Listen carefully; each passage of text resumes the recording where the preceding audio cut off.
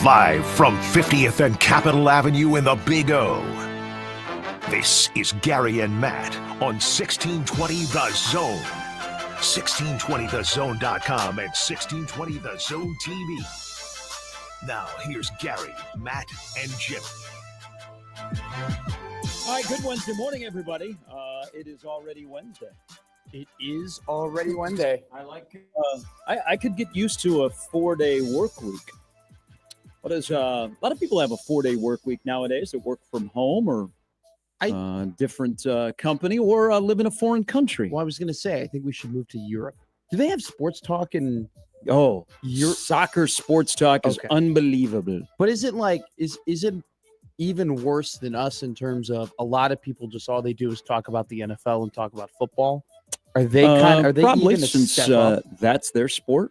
I would think that dominates the sports talk in Europe. I would love to hear cricket sports talk in like India or you know a place where it's really, really big. I think I'd be good with cricket. I got introduced to cricket on my honeymoon in Jamaica, and you play a game. You got to have some patience to watch a cricket match because it could go on for days. Did you play a game? No. Okay, no. I'm not that dumb. I might be dumb, but I'm not that dumb. I don't think you're dumb. You gamble on it? I did question, not gamble Jimmy. because I did not understand it. But I had as they would put it over there, a local explained to me in American terms cricket. He goes, "Are you a baseball fan?" And I said, "Yes." And he said, "Well, okay. So this is the starting point." Sure. So I kind of understand it, but it's huge. It is a major gambling. I'm more comfortable betting on High-lai than I am cricket. Yes. What's High-lai? High-lai. The Miami Vice, the intro, they're playing with the big thing. Pelotons. Yeah. No, I've never Yes. I've never seen High-lai. It's not as big as it used to be in Florida. Google it. I bet you have. You've probably seen it. It's not as big as it used to be. There are still some High-lai courts that are around in Miami, but it used to be monstrous and it was big gambling. There's a lot of corruption going on, but it's not as prevalent as it used to be. This is a High-lai. I've been on High-lai YouTube Shorts. Oh, you forgot. Well, no, I just didn't know the name of the go. sport. It was just a bunch of very big men with these like little Scoops. scoop Scoop ball. Exactly. Yay, scoop ball. And they're They call them throwing it at a wall. I thought I was told they were pelotons or something like that. Whatever the name is for them. But it is. I've never seen it in person. I, of course, have sat at a greyhound track on the other side of the Daytona 500 Speedway and bet on local High-lai. Why did you do the gulp when you said greyhound track? I mean, Well, It's not they the exist. buses. You go there. There were. actually, I had a great day. I know. That was great. like about 15 years ago. Man, I was like, "Hey, we're going to the Daytona 500. Well, let's go to the greyhound track." It sounds like an awesome day. And then did you go to the 500 after? Not that year. Okay. Yeah. Oh, but a different year you went to the I've been Hounds? twice to the Daytona 500. Yeah, that sounds like an incredible day. Greyhound track does not exist there anymore. I was going to say. I don't believe it exists there anymore. Like Greyhound tracks, I don't even know. There's one still in Illinois. Okay, so that might be like just a handful of Greyhound tracks. Because of course, Bluffs Run got closed. There was a pretty popular Greyhound track in Waterloo, Iowa, that they closed down. I think that's like the one track my parents couldn't let my grandfather take me to. Yeah. Racetrack, yes. Horse racetrack, yes. I got punched by the significant other recently because every time I see a greyhound, and they're very beautiful animals. They are. Like, they're a lot of people will adopt greyhounds that are former, races. Race dogs. I don't know what the hell you call them. Athletes. So Thoroughbreds. So actually, I've gotten to know him a little bit. He's actually his local talk show host at a different radio station, and him and his wife. Okay. I think it's his wife. They have adopted greyhounds. Okay. So they were walking by, and I went, "Here comes Lucky," seeing if the dog would take off. Well, I got punched. I was like, "What? That's great. That's a good What if joke. the dog all of a sudden starts looking around? He looks for a rabbit, and all of a sudden he starts running. That'd be fantastic. What if you unlocked the racer within that dog and then you changed the The flight safer- forever? yeah. Exactly. They are beautiful, strong animals. They are. That have I think The original a lot of 3 them- and D animal. Yeah, I think a lot of them have been adopted when their racing career ended. How long are those like? Do those races take? I've Greyhound never- races? Yeah. Oh, they're over in a minute. I was about Here to say. comes Lucky, and one turn around. Then all of a sudden they slam on the brakes with Lucky, and all the dogs. I like how I like how you looked at me immediately when you said you went to a greyhound track and then you went to a Daytona, and I was going to immediately ask 1620 the Greyhound or No, I thought you were going to be like, oh, you want to be like me. no. Yeah. Well, I mean, You're like, you just moved from one betting venue to another. By the way, they had off-track betting at the Greyhound track in Daytona, Florida. that is so dangerous. That would be Why? It's all under one roof. I would lose so much money in one day if I Yeah. did that because I'd be betting on the Greyhounds. Then I'd be like, oh my god, look at that race at Saratoga. I love the four. Yeah, Did you 50 see his bucks fourth fails, furlong? kid picks And his then nose. I would put way too much money on Kurt Busch to end up winning, and then be incredibly disappointed. All right. Welcome it, everybody. Headley says, yes, still plenty of ponies in Altoona, where Prairie Meadows is located.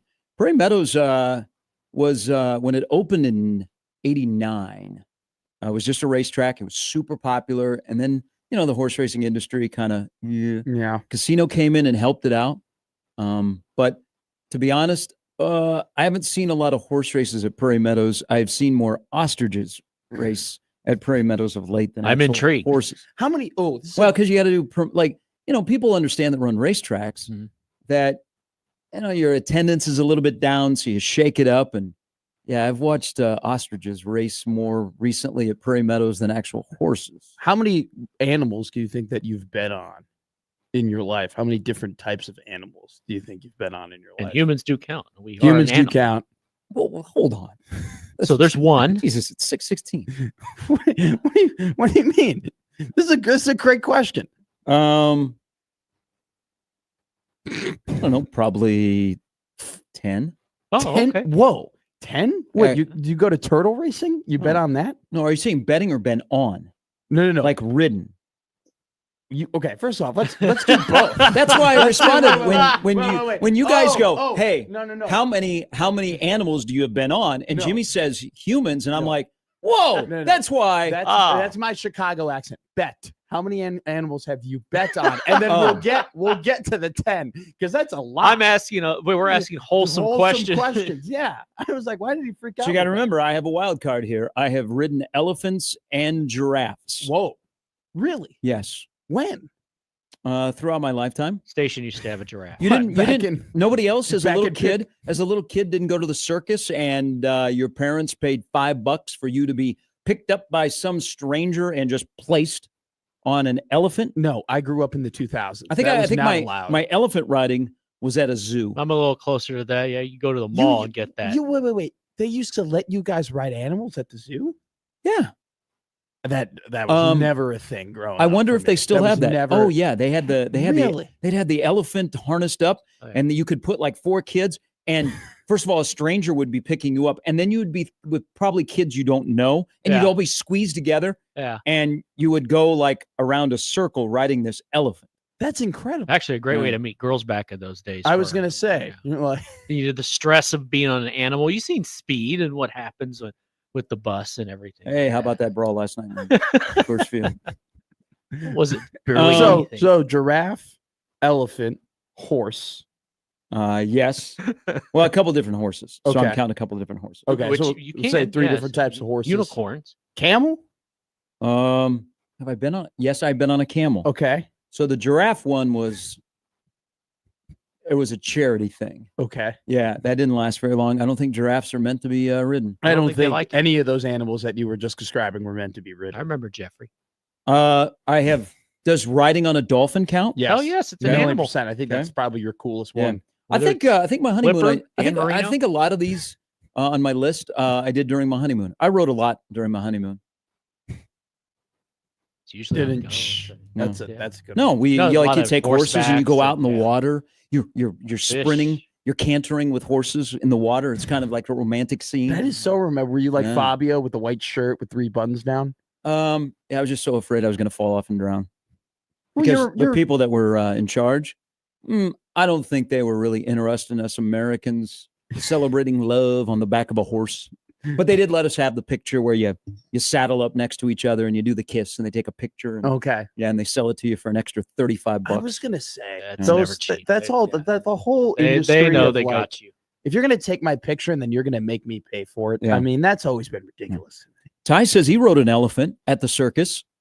Oh. I've never heard of this before. Now that it might be out. It might be outlawed a little bit, but it used to be like during intermission, people could come down to the rings and they would bring some of the animals out, like the elephants, and you'd be able to ride the elephants around the one of the rings. This was in the 80s. Oh, it's even like in the 90s. Yeah. I bet even I remember they I've- shut down the circuses 15 years ago, 10 years ago. No. They shut down. Well, maybe you're right. Maybe it is 10 years ago.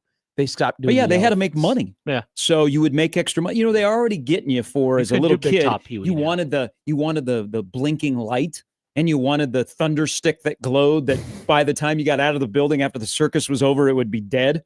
But you had to have it. And you get the "I told you so" the whole way home. Yeah, you had all these hawkers, and they were selling all kinds of things, and they knew their audience. They knew that mom and dad had the wallet, but they were going after the kid. And then you're like, oh my God, the guy that just sold me the strobe light is one of the clowns.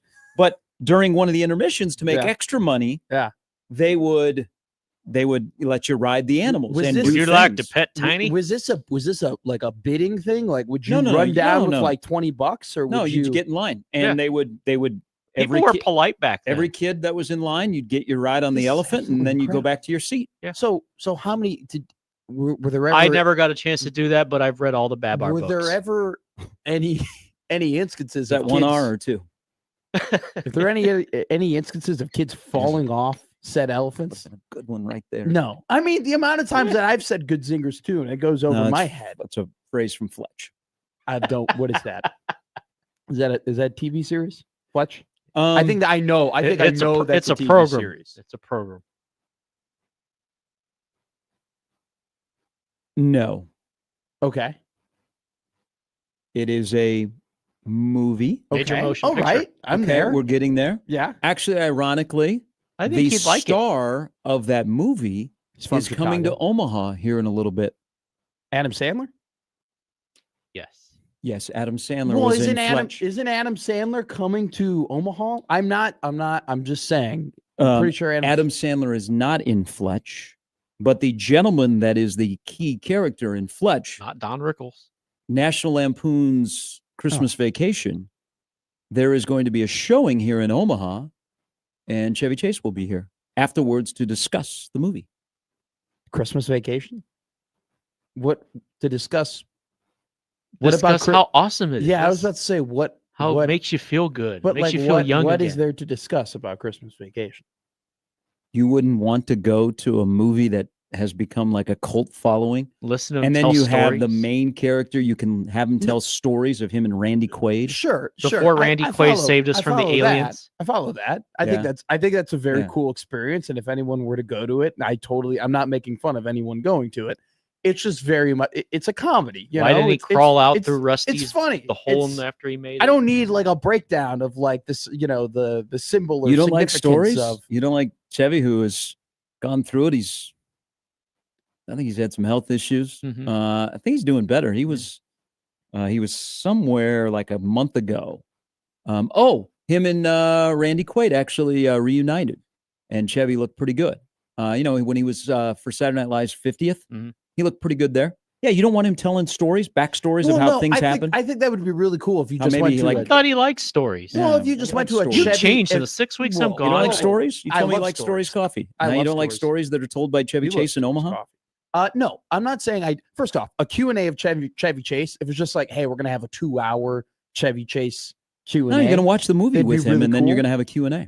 Well, Actually, I mean, what do get you mean bang for watch your the buck. movie It's like with him? 4 I'm not going to be hours. sitting next to him, You never know. holding his hand. You know, he or seems like a anything friendly that. guy. Get there Does early he enough. seem like a friendly guy? Yeah. I'm pretty sure there are SNL stories of him being quite the opposite of a friendly guy. I mean, to each their own, I guess. Did you see We all have flaws. Did you see some new SNL cast members that they released yesterday? I saw that Heidi Gardner from Kansas City left. Oh yes, they had a couple of pretty important departures. They announced 5 They're new going cast for a members. more youth movement, Uh, trying to go smaller, it- maybe get a little more perimeter shooting. massively in the youth, like the people that Good people that age group that doesn't watch TV. So the people that they hired, their type of comedy, and particularly Cam Patterson and Jeremy Colhane, are like not even close. Are not even close to like the type of comedians that they've hired in the past. by the way, he sounded great. Didn't he? On Saturday? He sounded fantastic. I shot him a text. He's really, really good. It'd be nice to get him closer to home, but he loves it at Florida State. Cam Patterson, though. Do you know who Cam Patterson is? Nope. He's do you know who Tony Hinchcliffe is? I think Yes. you know. He has his own little Kill Tony comedy thing where he has an Sounds open morbid. mic essentially, and you go up there and you do a minute set. You just do 1 minute. And if Okay. you get really popular, it's like a way for you to build your So career. I see. Cam Patterson, It's got very like I the see. famous- only I fans. see. You're excited. Are you going to watch them Yes. religiously Saturday Night No. Live from 10:30 to midnight every Saturday? I am going to Careful, watch. there's the always football at first- 10. I'm going to watch the first SNL probably for the first time since I was like 10, because Last year wasn't bad. Last year was pretty good. I think I watched. I think I maybe watched a couple of clips on YouTube. That's the one thing about Yeah, SNL. Saturday with Night my- Live lives on Shorts, Yes. or on TikTok. Yes. I don't know a lot of people that will sit down like you used to and watch from start to finish, but you'll watch certain clips or you'll just watch the news. Like Sure. if I miss it, Sunday morning I will watch the news. The 50-year anniversary, massive deal, awesome stuff. I watched that entire episode all on YouTube, all the YouTube Yeah. clips, everything like that. That's exactly where they live. But I will sit down. Cam Patterson and Jeremy Colhane. Jeremy Colhane's from Dropout TV. If you like different type of comedy, I've that's never like heard of where- any of these, but No. he has me intrigued. That is- name I do recognize. He is so funny. Is he? he's What list of incredible. Comedian is he in your Well, world? yeah, what letter? Oh, he is Be like M? D list. Okay. All right. D list, like, because So we don't need to watch him. he became very popular on this like subscription based only like app called Flow Dropout Sports. TV that's like owned and operated by Only Sam Reich. comedy. It's a very They're it's a very fans of it's- comedy. it's a very Gen Z, very like different form of Yeah. comedy. Like it's nothing similar to anything SNL has done before. And so like he is kind of like he's probably the most outlandish amongst like all the comedians and whatnot, but he's super witty. It is a massive hire. But like Patterson and Colhane are massive hires for us. And I think it's just if you like they're very Cam Patterson himself Yeah. is like a C-list comedian. Is Kenan But I'm telling Thompson you, it's a back? big deal. I think he is. He He's has got to to be. That's his job. He's the 39-year-old Well, cagey veteran now that He's the Cal Ripken of SNL. Yeah, he's been there since Caldwell 03. Jones. Rest in peace. All right. Who is the opener? Who is the guest host and band? Oh, their for opener. for next season. Now you're into SNL 51. That's true.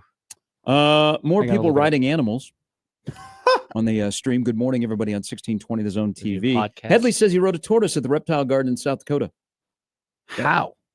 Oh, when you're a little kid, they'll put you on the back of a tortoise. They're big. They're big enough for you to. Well, they They're they big, can they're put you on big there. animals. Yeah, big tortoises. Older Small- tortoises are large. Small human. Yeah. I'm pretty sure that I've only ever ridden a horse. I don't Okay. think I've done. No shame in that. Shout Uh, out horses. I don't think I've done anything other than that, and I really don't want to because I don't dance with the ocean. Or I wolves. don't do the ocean. Not gonna be. You won't catch me with a dolphin. So you're not going to work at song. SeaWorld where you No. could ride one of the. You can work in the gift shop. They're nice people. No. I Brian won't- says, my kids rode an elephant at the circus 2 years ago. I think they still Whoa. do it. Hey, it was at Hoffman Estates at Now Arena, which is in suburban Chicago. Yes, actually, All a right. pain in the The butt to former, get to. the home of the Chicago Wolves and the former home of the DePaul Blue Demons. It was better back then when it was named the Rosemont I Horizon. was just Well, I going to thought- ask if that's the Rosemont Horizon. That is. Wait, I thought the road. Isn't that the? And no, then they no. renamed Rosemont that? Horizon is the All Skate Arena. Okay. The Now, which is in Hoffman Estates, that's just a completely different, completely brand Just new. a circus place. No, it's No actually history. it's a pretty decent size stadium. The Windy City Bulls. Oh, play at the okay. Now The G Arena. League. Yes. Okay. So that- You know what? There was a college basketball game there. I do know. Yeah. So, yes. Hell of arena. It's where CM Punk made his return for AEW All Out. I'm Fun sure fact. they've got it on the wall. It Now is actually there the, is some it's actually the SID biggest quality event that notes. arena has ever hosted. All right. We are one day away from the NFL season. How come you don't do a countdown for the NFL? It's just always there. Yeah. It's just always around. We're just never not talking about it. Mhm. I learned a lot about Kenny Clark yesterday. They were talking incessantly about the Cowboys for about 22 minutes on NFL Now. Did you see all that young talent that Green Bay has accumulated? Yes. I think mean, that division. So the division won 45 games last year. Yeah, think that division will they're win good. 45 games again this year. ooh, that's a great question. I mean, it No, would I probably don't. be everybody staying the same, and the Bears winning. No, I don't think they'll win 45. That division will win 45. I actually think the winner of that division will be 11 wins. And the reason why be bad. is 11-6. the entirety of that division plays some of the toughest schedules in the NFL this year. 24 to 31. Those teams have the toughest schedules in the NFL. So I don't think that'll happen. Yeah, it's impressive that those three teams were really, really good and dominant all in their own right at times. You can make the argument that two of those teams at one point looked like the best teams in the NFL. And then one of those teams was an absolute dumpster fire after Tyreek Stevenson pulled the stupidest play I've ever seen in my entire life. So, the Bears. Not familiar with that work. What happened? There's this thing called a Hail Mary. Okay. And basically a Hail Mary is like, you've lost the game, essentially. The game's over. And you just run everybody Vikings fans down tell me that he pushed off to the end zone, and you just throw the ball as high as you can. And it's one of those plays that like rarely ever gets completed. Yeah. But sometimes you have a cornerback who, how do I put it, is stupid and starts celebrating. Wow, it'll take you very long to get off of him. ball term. You got Ben Johnson. You're It's fine. the dumbest thing I've ever seen of him celebrating. And then he was supposed to be the tip guy. He was supposed to be the guy who caught it, and he's the one who tipped it to the guy who he was supposed to be there in front Is of. this the Just the tip. game where there was a Bears defensive back celebrating way away? Yeah. Was that?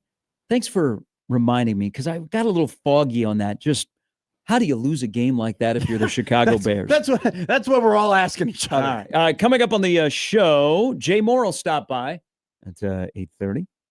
Jay, fresh off the Big Red wrap-up set. Don't know where he'll be today. He was on his way to golf last week. John Walker will stop by coming up at 9, and then Brandon Vogel in at 9:40. That is lineup brought to you by the Rooferys at John Higgins Weather Guard. Before Nebraska plays a team that is fresh off playing a Sickos committee game. I started watching the Akron, Wyoming game a little bit. Did you make it through the whole game? I was going to say, I haven't. I wasn't planning on it. Okay, so one of the reasons I wanted to watch the game had nothing to do with an Akron player.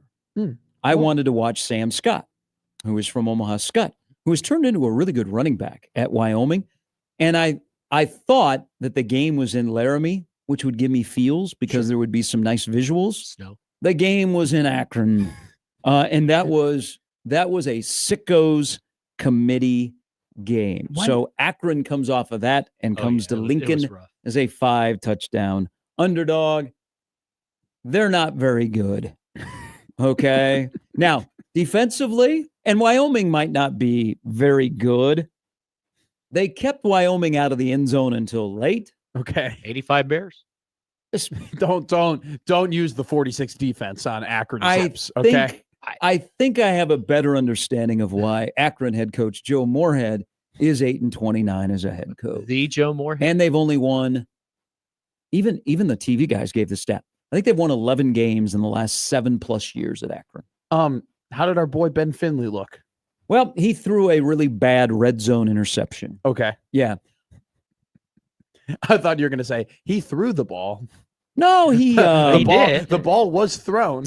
They have they're a little challenged. A little bit challenged. But if you made it through the whole game and you're not related to somebody that was playing or a big fan of Wyoming and Akron, it is what we call a Sickos committee game. And there was no weather. I looked, it was 3-0 after 3 quarters. I was like, oh, that's got to be in a downpour. No, it was actually a really nice night in Akron. They didn't score. They got Wyoming beat them 10-0. Mm-hmm. They did not score to begin the year. Now, will they score in Lincoln? Ooh, yeah. Yeah. That's why I said yesterday. Feels like a 42-7 game. They'll score. There'll be Nebraska will probably have a bad turnover at some point. Whoa. They'll fumble the ball. 2 straight games. They'll drop the ball on the ground. Luck will be the lady in Lincoln.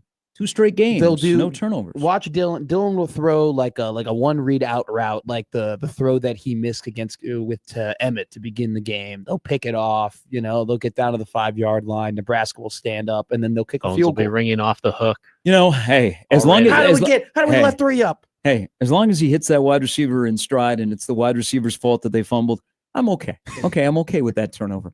All right, so that's the lineup. We got lots to discuss. Yes, I like what I heard yesterday.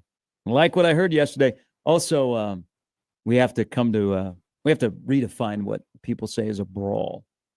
I think people are off on actually what a brawl is. If back in the day, a brawl was looked at differently. Well, but last night at Coors Field, people say that was a brawl. They had a discussion. They had a couple of words. They just came out stretched. Skirmish, a pushing and a shoving, and a lot of people yapping last night as Rafael Devers got into it with Kyle Freeland. You know what? If I'm the Rocky pitcher, I'm like, this is great. I'm going to be suspended for 5 games. This is awesome. Oh, he had dinner plans. I'm going to take an incredible vacation. Awesome. Dinner plans and Lodo, guarantee you. Look, nobody fights each other anymore, so we don't even know what a brawl is. You know what? We leave that to college football coaches. That's what we do.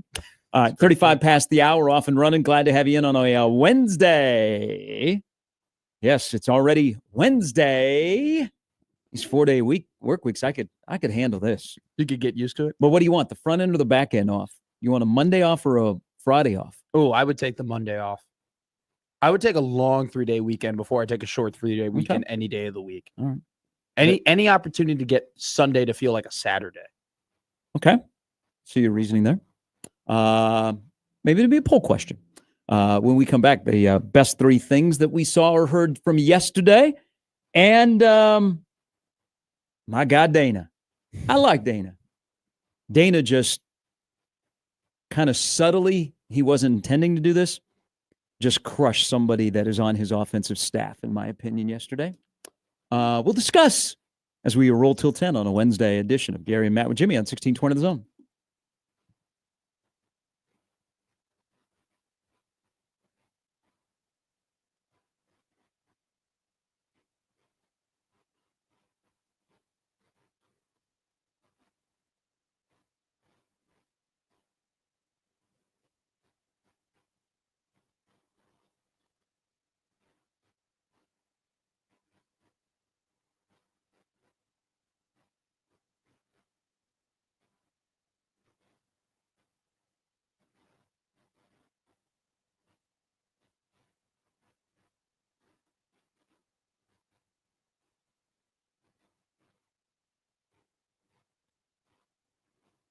Fall's here, and just like your favorite football team, your home needs a strong defense. Don't let a broken furnace cost you more than a free agent signing.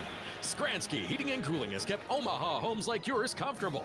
Their playbook? A fast, reliable furnace system check that keeps your home warm, safe, and game day ready.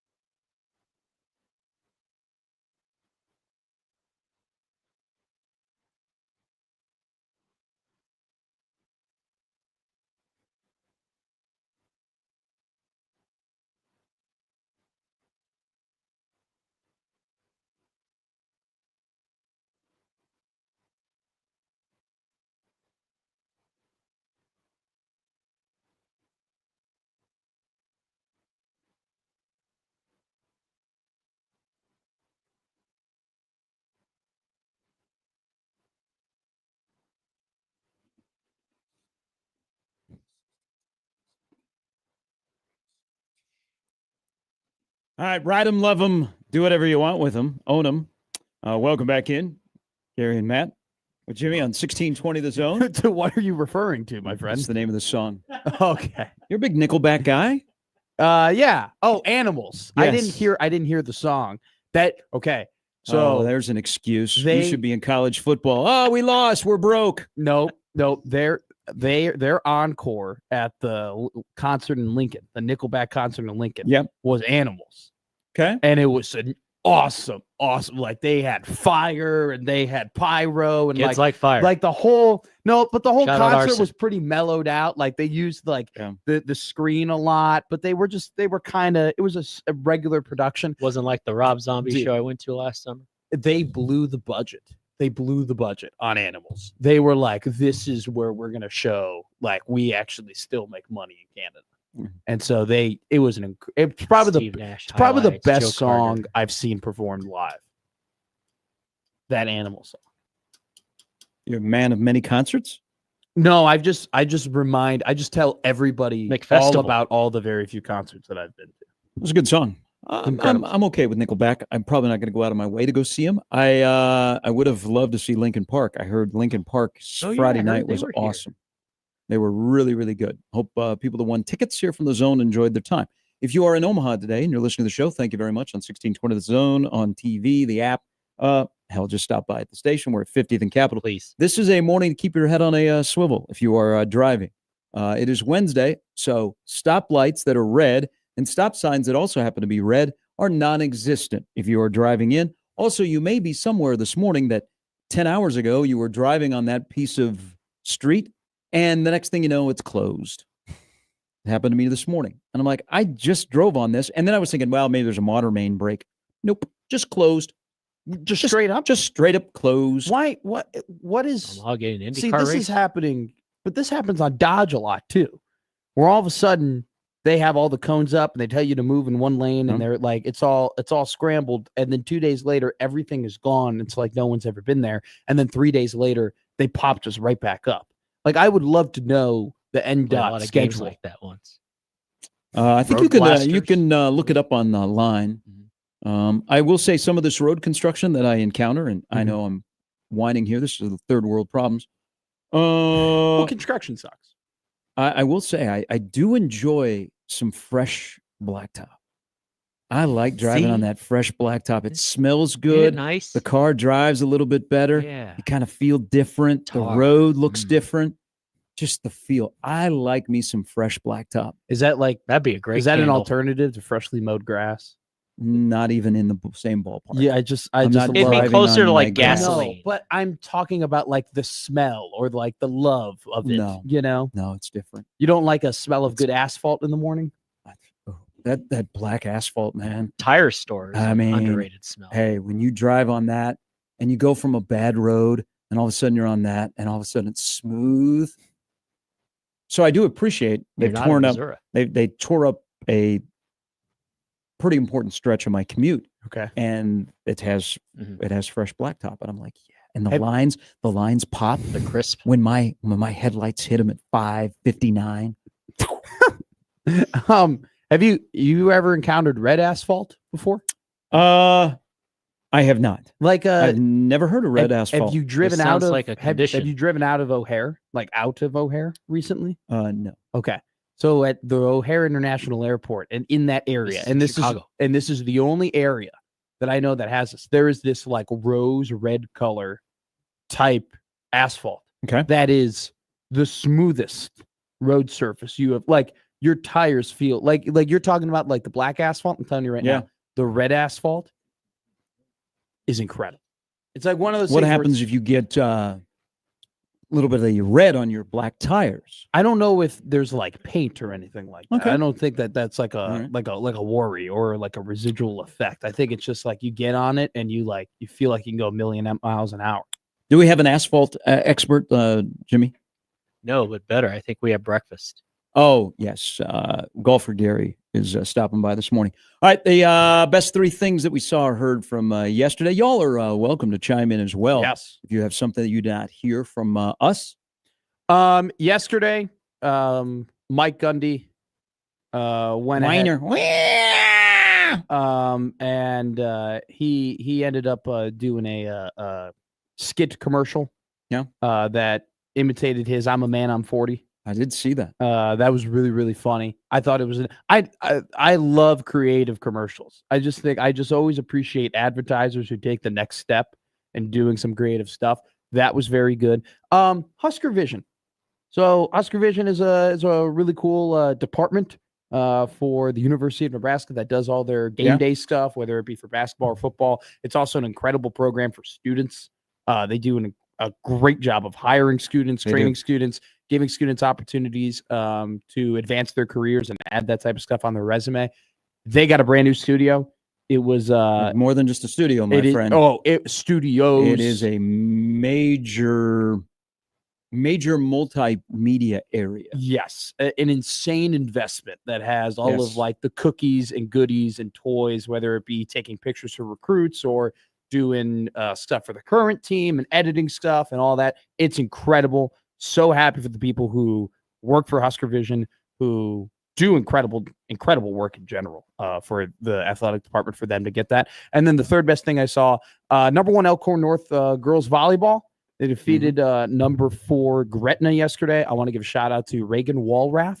24 kills yesterday for Elkhorn North to lead them over Gretna in volleyball. So congratulations. Did you guys see the Bill Belichick post-game press conference? After Chapel Bill got tarred and feathered by TCU. I saw some of it live when it was still on the SVP Sports Center. Okay, did you see the whole setup? I don't know. I don't remember the whole setup. First of all, Bill has become soft. Bill also, people now have a target when they play North Carolina to score more than TCU.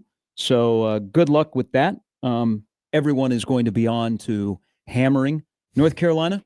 But someone, I'm not sure who it would be, the post-game setup for Bill Belichick looked like it was a kid's birthday party. There were streamers, there were balloons, there were special balloons that were around the podium. This is college football. This is not a kid's birthday party in Chapel Hill. And Bill Belichick I don't know that he was humiliated. I don't even know if he was humbled by what happened the other night.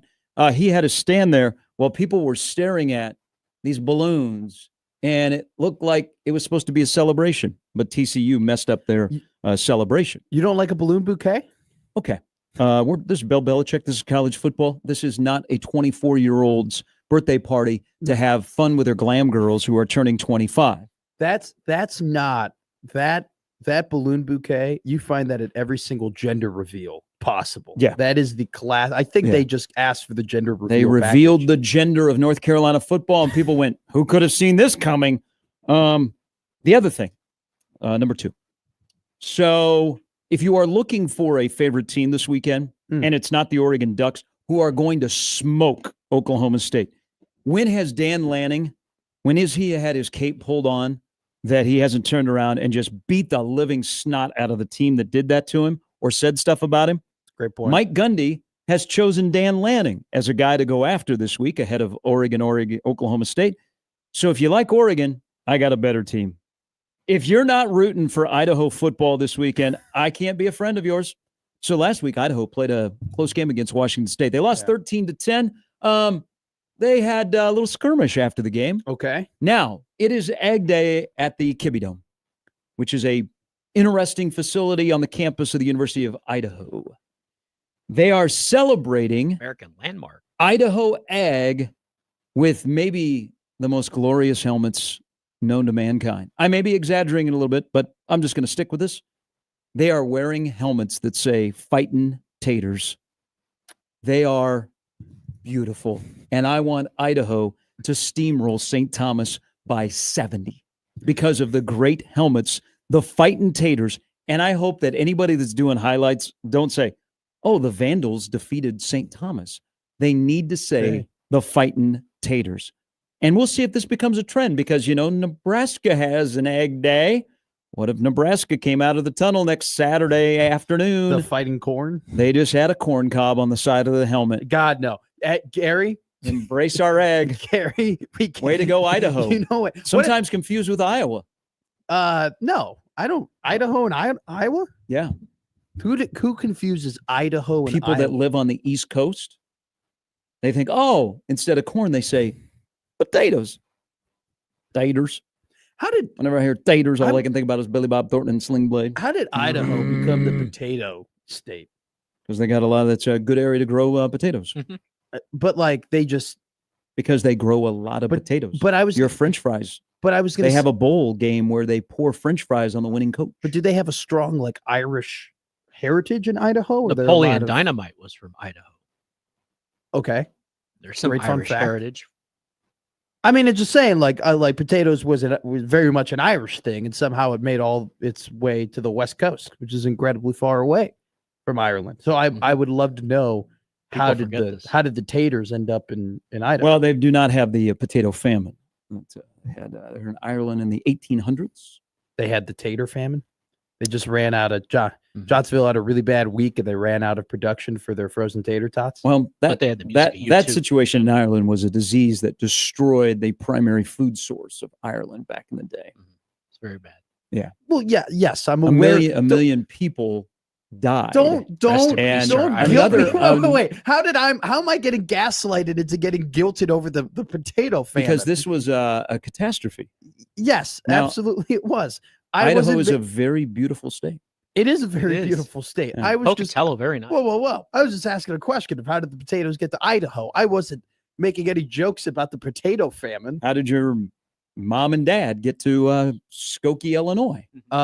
Well, mom's family. What do you think? Like Lewis and Clark dropped a potato seed in Idaho on their way, and just all of a sudden, potatoes are growing in Idaho? No, Abuelo stole a plane and flew to Mexico, and Abuelo was able to get onto a boat, and then I don't know how the Irish got over. All right.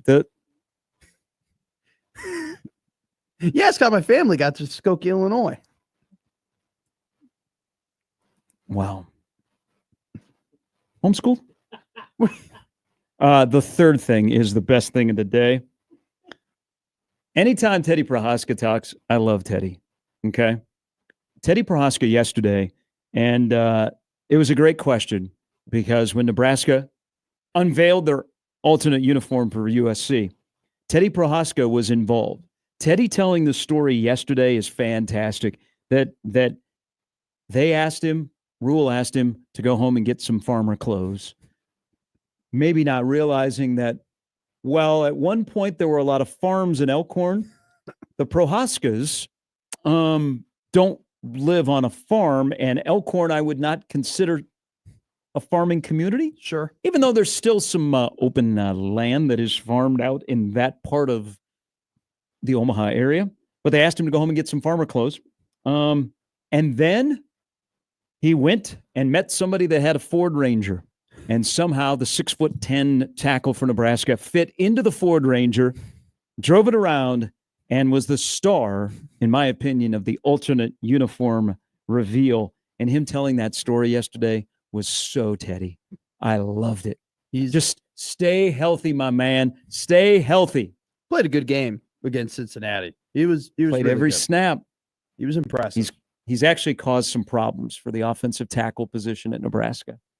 Well, yeah, because he's thrown a wrench in everything. Because it would have been easy to have Gatula and Pritchett play both tackles, but Teddy messed things up.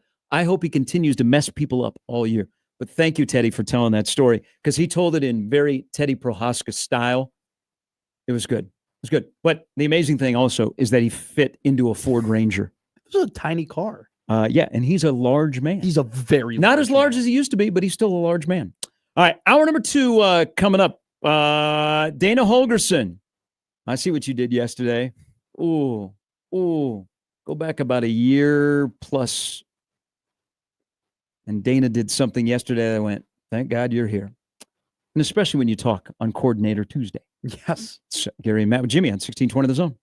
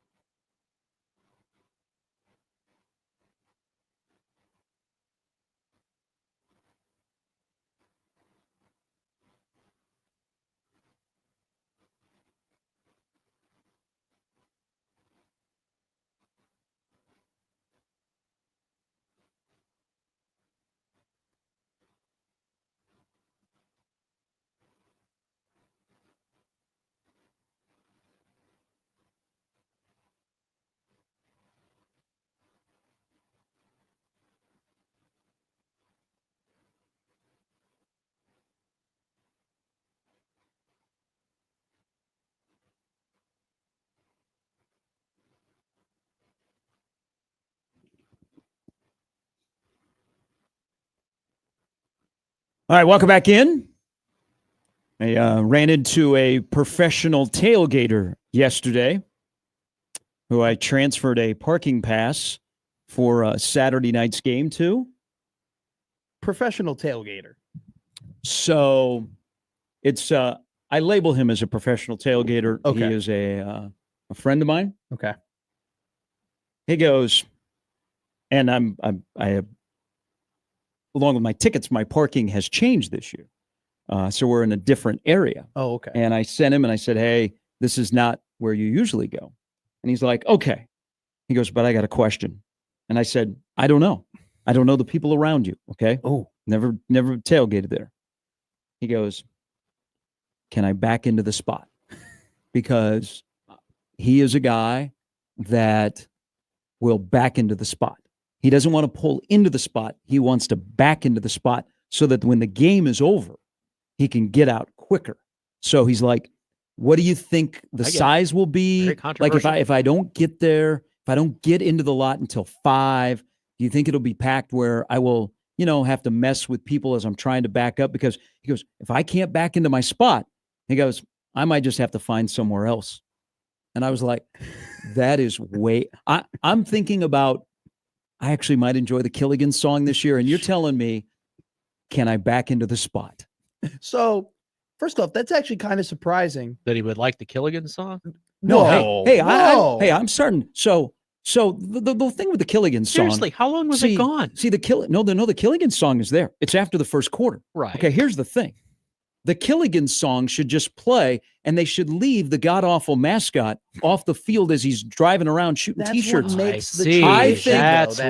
think they play the Killigan song to distract from that thing that is representing Nebraska.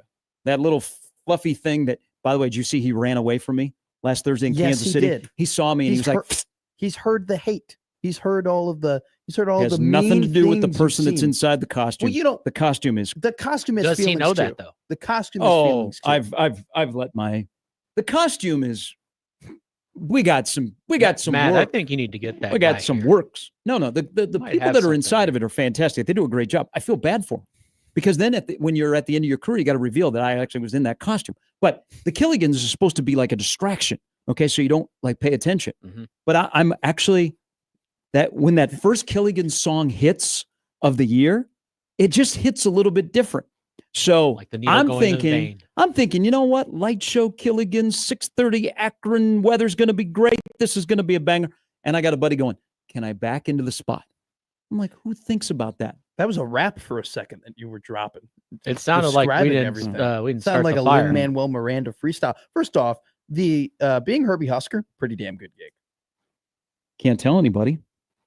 Well, it's not like you can have a pickup. Yeah. Hey, they're like, hey, do you want to go to the game? And you're like, do you know who I am? I'm not going to be able to make it because I'm going to be working. Wait a minute, you're working every time.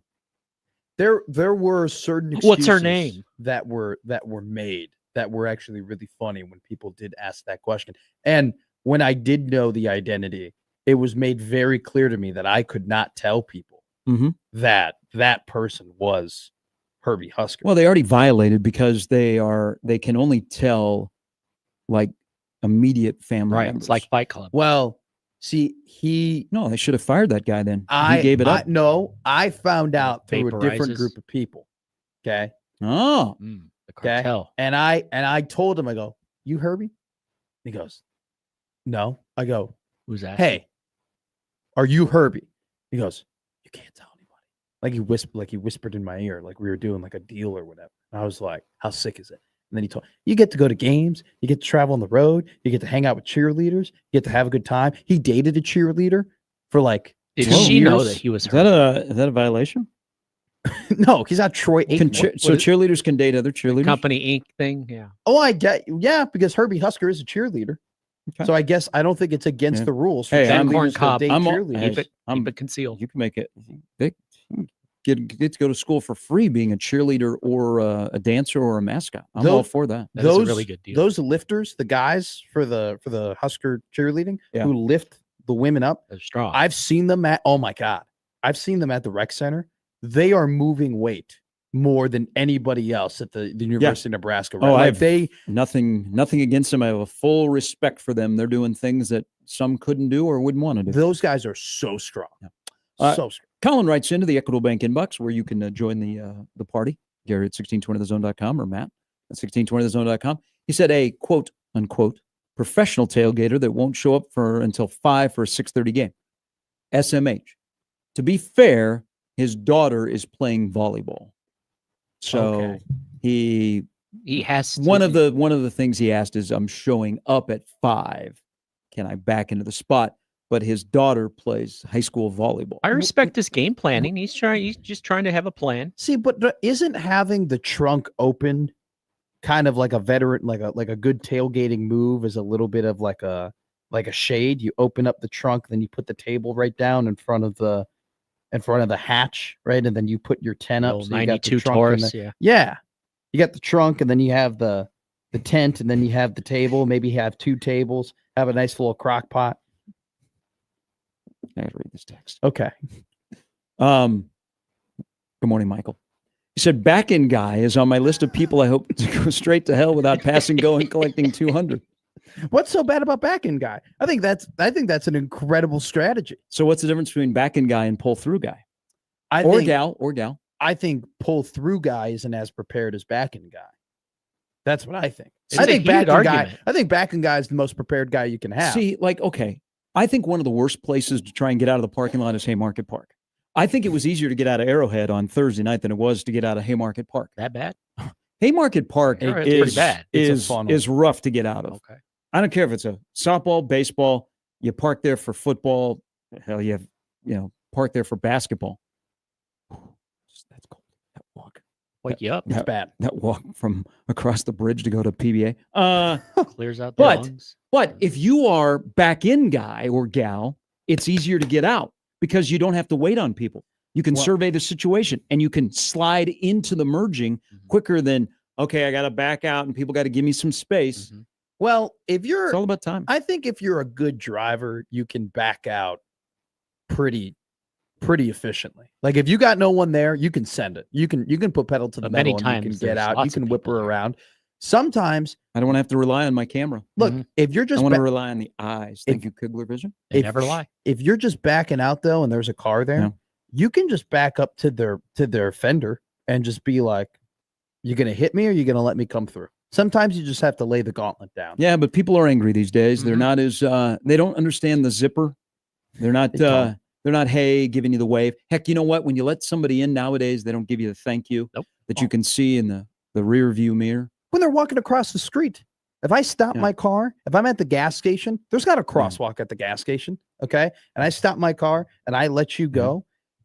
Give me a couple fingers. There's another thing here that we're on a roll of what people do and don't do and they used to do. It's fantastic. When you're in a grocery store and somebody is standing there looking, they're in an aisle and they're looking at the food. I was always taught that if you have to cut in front of them, just say, excuse me. Yeah. Okay, so I always do that. Do they not do that anymore? Has it been canceled? Not a lot of people. I don't know if that's taught as much anymore. Are we just losing etiquette everywhere other than the golf course? I'm not gonna go all there. I think there's still a lot of good etiquette that is out there, but little subtle things, if you let somebody in, and trust me, this summer if you've had to deal with the I-80, Giles, all of that stuff. Oh God, I hear it's rough. Terrible. That's why I didn't leave my house for 6 weeks. It's miserable. It's so bad. Okay. Is you find that person that waits for the last second to merge, even though a mile and a half before that it told you that the left lane is closed and merged, and now everybody stops because instead of being an a-hole. Today I'm going to be like, you know what? I'll do something for somebody because somebody will do something for me. I just want them to acknowledge. Just give it a little wave. You can see it. I just would like that. It's just something that would make my day. I was at a family dinner. Okay. Good meal. A great meal. Put together. Very nice. Bought a lot of things for it. We had relatives come over. Yeah. Okay. We're not telling you to bring something, but you should bring something. We're all in agreement. If you go anywhere, if you go to just buy some cookies. Okay. Skittles. Yeah. Do some, get a little pie. Right. Frosted cookies that are always at the front of them. Yes. Grocery store. Yeah. Yeah, they're incredible. Bring those to a party. Yes, that Zebra is- cakes. We agree on something. That is one of the easiest things to Take do. that story that is now 11 years old. What story? Oh, it's been well told. Okay. I had a relative show up with just Tupperware. Like empty to for take a home. party? Empty Tupperware. That's actually a fantastic move. That is- and I love that that person. is such a Leftovers. rude move. Why? Are you what? So what am I, a charity case? What are we just you just come here and you bring nothing to the table and you're just going to Always be take all our prepared. food? You don't Always know what be hardships prepared. people are going Not through. in that regard. See, you need to be prepared. Uh-huh. Like if you've talked all offseason that you're going to face a running quarterback, okay, and you have the plan, you got to be prepared to face the running quarterback. Well, here's what it is. It's all about execution. So what if you don't execute and stay in your lane and have discipline when you bring the empty Tupperware? You know what? You're going home with nothing. Do you know what? Okay. And then all of a sudden they have to give you Tupperware and you take it home. And then they're wondering, have you washed it? Are you going to bring it back? What's going on here? See what? You come prepared and you take the thinking out of it. Or worse, they make you put the cake in your That was hand, really, go I tried to the tie car. that into Sorsby and Butler yesterday, talking about that. Pretty good. Yeah. See you at the end of the month. Yeah. Cool. Tia Sandra doesn't have a spy like the Nebraska defense, But I'm saying your my backyard barbecue. I'm not, you know what? I'm over, by the way, the spy. Okay. You're over continue. them not using the Well, spy. I wasn't. He's still on- pissed by about the the way, food. I I'm wasn't. not, this isn't a Nebraska thing. Sure. I don't know. We talk like we know what the hell we're So we're football people. We go, well, you just have a spy. Well, is that spy still going to give up 5 to 10 yards? Well, is the spy also just not going to cover a guy who might be coming over the middle that would gain 15? No. That's why I said on Friday, I go, I'm not going to go crazy about it, but am I out of pocket for saying maybe they should have used a spy at some point because he was And they killing them? did a little bit later. Well, But I yeah. just like this. Like when you just say, hey, use a spy, it's not 100% that it's going to work. Well, I think Like it's going to be successful. I think it's at times, which is why you and I both preface it the way that we preface. It's kind of a lazy thing to say in a way because we don't know what the breakdown Sounds is. good. It does sound Cool. good. It does sound That smart. It does sound like, spy. Brad, look at Brad Bo. Get a spy. Look at Brad Smith. You'll shut him down. I'm just saying, I can't believe you're on the side Oh, of you bringing just picked a Tupperware to wound a for him. barbecue. I feel like you would be on the complete opposite after the rant you went on about saying thank you and like giving you a hand wave and letting people come into the lane. You're already going to give him extra food, right? No, who's to All say? the time, Who's there's to say? extra food. You got to be prepared. Who's to say? Why do you want to be surprised? Be prepared. You don't wanna put food in a Ziploc. I'm not making my barbecue. I'm not having I'm not having a cookout. Okay. Oh, For this you, again. for you to come over and to feed you for the next couple of days. I am having a cookout Hey, so one we rib. can have a That's good enough. moment. Well, look at, it would have been nice to have Tupperware in the 1620 The Zone house. You know, we were trying to divvy up food to take home. You guys waste food. And I went, no. Well, I wasn't in the food mode. I was more in the, I'll take that alcohol home. That's still leftovers. I got the shaft just because I had to take a flight home, so I couldn't bring any of those goodies home. I did take a Monster energy drink out, and then I did. By the way, I ate my leftovers from Q39, and Yeah, everybody sure. was giving me slack about it because I was eating sausage and beans before I went to bed. Yeah, you were eating Oh. baked beans at 1:30 in the morning. I needed food. I hadn't eaten in hours. Andrew says, etiquette is gone. While I was up in Boston, I watched a guy give his wife. Wait a minute. I should probably read it here a little bit. Anytime a guy and a wife get involved. Okay. Right. Etiquette is gone. While I was up in Boston, I watched a guy have his wife get out of the car and go stand in front of another car that was waiting for another car to back out. Ooh. That is Other car was there first. It was almost a brawl, but the guy's kid calmed him down. this is Probably a, better than putting a lawn chair or something or a cone in a spot to hold, right? this is a problem that I haven't seen in person, but I see on the internet all the time. It's a parking spot for the car, not a parking spot for the person. If you run into the parking spot, you're not safe. That's somebody's BS. getting out of the That makes car me and mad. running to the spot. yes, and they just stand in the spot and they don't think you're going to run them over. But that spot's made for a car, right? If it was made for a human, there would be smaller lines. Very much an East Coast thing. Mm. You also see in some neighborhoods where it is street parking only, you will see the cone or a chair or something that holds a Well, spot. Homeless And guy. if you try and mess with it, you're in trouble. I saw that a ton at Notre Dame tailgates. Like you go through the Notre Dame parking lot, you get there pretty early. there's a lot of lawn chairs They're not that are nice, just no. in spots. Here's my thing, though. You know that person has probably been in that tailgating spot for about 37 years. Okay. Yeah. And it's just it's kind of a respect thing at that point, right? I'm okay with that at a tailgate, though, because at a tailgate, there's a lot of parking. There's a lot of spots for you to be. There's a lot of Some spots. places. Okay. Well, There's some Like stadiums. Arrowhead, Jack Trice are perfect tailgate Sure. spots. Nebraska is, it's tough. I mean, I agree with that. Nebraska is one of the rare places where they push the bars Yeah. more than the tailgate just because there's not as much parking. Like, But people find ways. just think if Memorial Stadium was like Arrowhead and you had the gigantic parking lot. Like, I think tailgating in Ames is really great. Like Jack Trice, because Jack Trice is just surrounded by monster parking.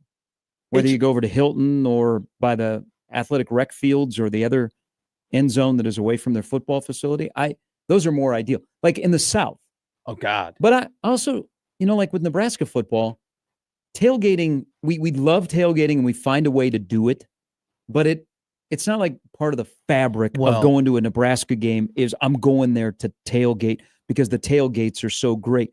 How many people say, I'll go, we park, and then we're going to the bars? So a ton. I think that's why Nebraska, the Nebraska's doing their event, the big event this year on a weekly basis. Mm-hmm. Because, they, first of all, they want to make a little extra cash, but tailgating is not the end all be all when you go to a Nebraska game. Well, like the RVs. We don't have people lined up on Wednesday to get into the RV lots. It's pure setup. It's literally only because and it's just a different setup. It's different where it's built. It's 3 different lots, right? It's the one that comes down 10th. Then you have North Stadium, and then you have East Stadium. It's only because you don't have that big area. The student union tailgate, though, when they put all those big tents up there, I think, when did that start? I think that started like a couple of years ago. Yeah, like be back there for the Michigan game. That is it's where Big Noon. Yes, it's a great spot. It's great. Well, Nebraska's still a dry campus, correct? Not there, they aren't. Well, so that is, but that's the frat and sorority. That's where they have their tailgate. Yeah. And that green space in front of the Union you can have alcohol there. So I was blown away the first time I went there with Chuck and their fraternity because they have a tent. Yeah. I was like, can we be drinking here? And he's like, it's encouraged. One of the, I think the professional poker player that was in their house was like, yeah. He goes, yeah. He goes, here, have a red. He goes, got to go get a cup. And then you go over there and it's the community keg. And I'm like, this is incredible. If you're drinking out of a red Solo, you're totally fine. Yeah. That is like the caveat. So when I went to Nebraska, one of the downturns of the campus in some people's eyes were like, man, it's a dry campus.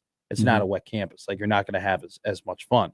And like, that was something that we heard a lot, like through freshman year of like, oh, you can't have fun. You can't do this.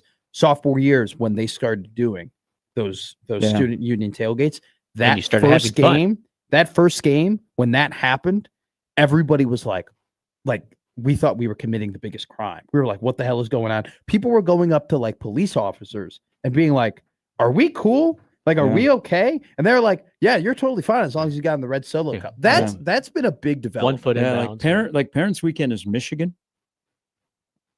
I don't need a parents' weekend. I'll just go there for all 8 home games. It's a very good setup. And then you got the food. Right. You get messed up, and then you go back into the Union and you get Chick-fil-A or you get Subway or you get Imperial Palace. Right there, they're cooking hot dogs. Great setup. But you have to be like they do look for people that should not be there. Well, yes, if you're being belligerent, or if you're not, but if you're not a brother, or a sister, you shouldn't be there. How many brothers do you know, Mr. Sharp? How many? Well, it's a good time. Good spot to stop at. All right. When we come back, there are 2 people that look at football a little bit differently. They're on this show and they're in Lincoln. One of them spoke yesterday. I got an observation. Okay. I'm excited. Plus, where you at for people that are like, it's 1 win. Shut your face and move on. Yesterday, I wonder if you changed your opinion when you heard the C's talk. Yes I and like no. it. I Yes like and it. no. The C's were talking you. The C's were good yesterday. The C's were talking urgency. The C's were talking like explosiveness. Hey. We ain't messing around. We're back with more Gary and Matt after this in 1620 The Zone.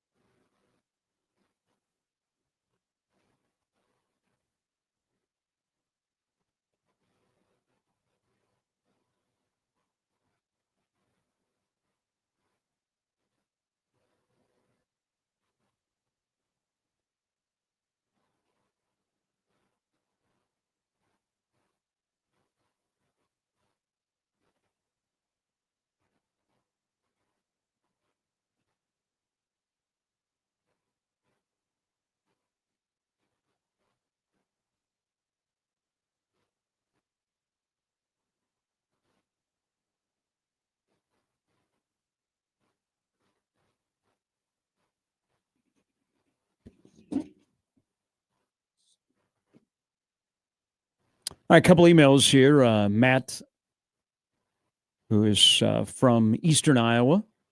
I think he meant tailgating. Tailgating in Iowa at Kinnick is fun, but parking is terrible. I used to tailgate as a kid over in Hampshire Auditorium's parking lot. Then we'd ride the bus to Kinnick with mom and dad. Is there a like NFL stadium or college stadium that's known for having great parking or known for like making it easy for people to get out of the game? I think you were just at it. Kansas City? Mm-hmm. They are known for how easy it is to get out of. I thought it took a lot longer. But if you wait a little bit after the game, like stay in the stadium instead of like rushing to get out. Sure. Like even for a baseball game, let's say the K has 35K in it. And so, nearly a sellout. And if you like linger a little bit after the game, you have a better chance than, I don't know. I don't like rushing and then sitting in traffic. Sure. But if you let the traffic out a little bit, the flow is. If you let the game come to you. Yes, exactly. You just check it down a couple of times. Just make the right play. John here on Complain About Idiots in Traffic morning. I had a lady in front of me this morning that apparently doesn't understand the solid green left turn arrow. She started in the intersection and then slammed on her brakes. Certainly didn't get the thank you wave from her after my reaction. Are we still hammering down on like being on the phone and like police giving out tickets if you're on the phone while you're driving? Because we have a real epidemic with that. Like, is that a thing here? Is that can you I know not get a ticket for being on your phone Texas, here in Nebraska?